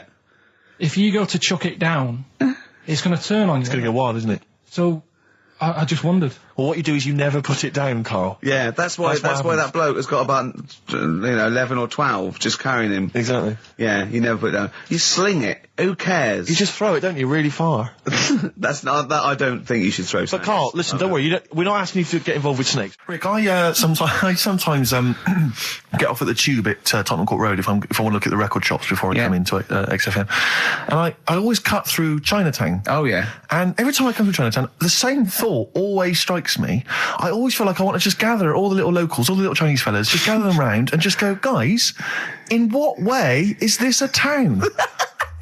It's not, is it? This is not, at best, what you've got here is a novelty street. Yeah, Gerrard Street is not a town, no, mate. It's not a town. You've had this for like 100 years. It's not expanding. Yeah, yeah. You can't just call it Chinatown and claim it's a town. If I was them, though, and you stood there, I go, what are you talking about? It is a town. It is a town. It's our town. It is a town. It's our town. We got all lots of stuff. Where's your church? Where's your mayor? We got a betting shop. Not enough. It is. See, all you've got here is restaurants. No, No. Got a little supermarket with snacks. What does it sell? Snacks. Specifically, I would imagine crackers. Yeah, yeah. Do you want to buy a dragon? Do you want to buy an ornamental dragon? If I wanted to buy one, this is where I would. Do you want to buy a gold dragon? Is it made of gold? No, it's made of plastic, but it's sprayed gold. Do you want to buy that? It's not a town. It is a town. It's not a town. Yeah. And it annoys me because when I first came to London, I genuinely thought Chinatown was going to be this amazing, what they've got there is You'd hear a gong and every time we went in there, and there'd be rickshaws and people walking on those little sort of wooden shoes. You know those ones? They're brilliant. They are just comping around in them, but nothing. It's nothing. It's just. Yeah, exactly. Yeah. It just reminds me of, have you ever been to any of those sort of museums? You tend to have them up north where they've got you sort of sit in a little cart and it sort of rides you through kind of, I don't know, it might be, Newcastle, the Victorian era. Yeah. Can I have half a pound of those sweets, please? Exactly. Of course you can. If there was some animatronic then, it would just be an exhibit. Yeah. Although their concession to being 100 years ago is that there's some scales in the shop and there's a horse outside. Yeah. That's it. That's it, exactly. Yeah. The traditional sounds and smells of old England. And the voice of going, of course, there was no television. Exactly. Amazing. Yeah. Amazing. Brilliant. Yeah. Welcome to Chinatown. So it's not, it's a good point. Is that a piece of traditional music? Ding, ding, ding, ding, ding. Is that some traditional Chinese music, or is that music that someone in this country wrote, thinking it sounded like Chinese music? I think it was the Vapors, wasn't it? Oh, is that what it is? That? Because it sounds so, that's the music, isn't it? But are you sure they didn't take that from some other source? It's that pentatonic scale, isn't it? What is it called? It's the black notes on the piano. Right, that's the one I can play along with EastEnders. Yeah. Do you know what I don't get with it? Go on. Chinatown. Yeah, Chinatown, because I always walk through it on the way to work. A couple of things annoy me. First of all, I think it's bad business, just because if you've got a Chinese restaurant, put it somewhere where there isn't any others. It's a good point. Yeah, but it's also a community. They're not just a theme park for other people. I remember going out one night with Suzanne and some friends, and you got there and there's so much choice. It's that dilemma of, forget it. Well, not really. Specifically, do you fancy Chinese? Well, no, but why don't you go to the one with the dead ducks hanging in the window? That's my favourite. That's the other thing as well. It's like, normally you put your good stuff in the window. If that's what's in the window. Yeah. Right? Yeah. And the other thing that annoys me, walking through it today, there's always lard on the floor. What, in the street? In the street. It is, honestly. I'm scared I'm going to slip over. It's because all the restaurants and that. But why is it? That's another point. Well, it's not oozing out of the restaurants. No, but why is it? I don't know what they do. Careful. Listen, no, but why is That's why they used to wear those little wooden shoes. We've got... No, but the thing is as well, they try and wash it with water, which doesn't work with lard, and it's like oil. Famously, yeah. Do you know what I mean? Even I know that. Yeah, you got to scrub it. So, you think sorted that out. Yeah. You think they'd know, wouldn't you? Yeah. All right. Anyway, thanks for your thoughts on Chinatown, Carl.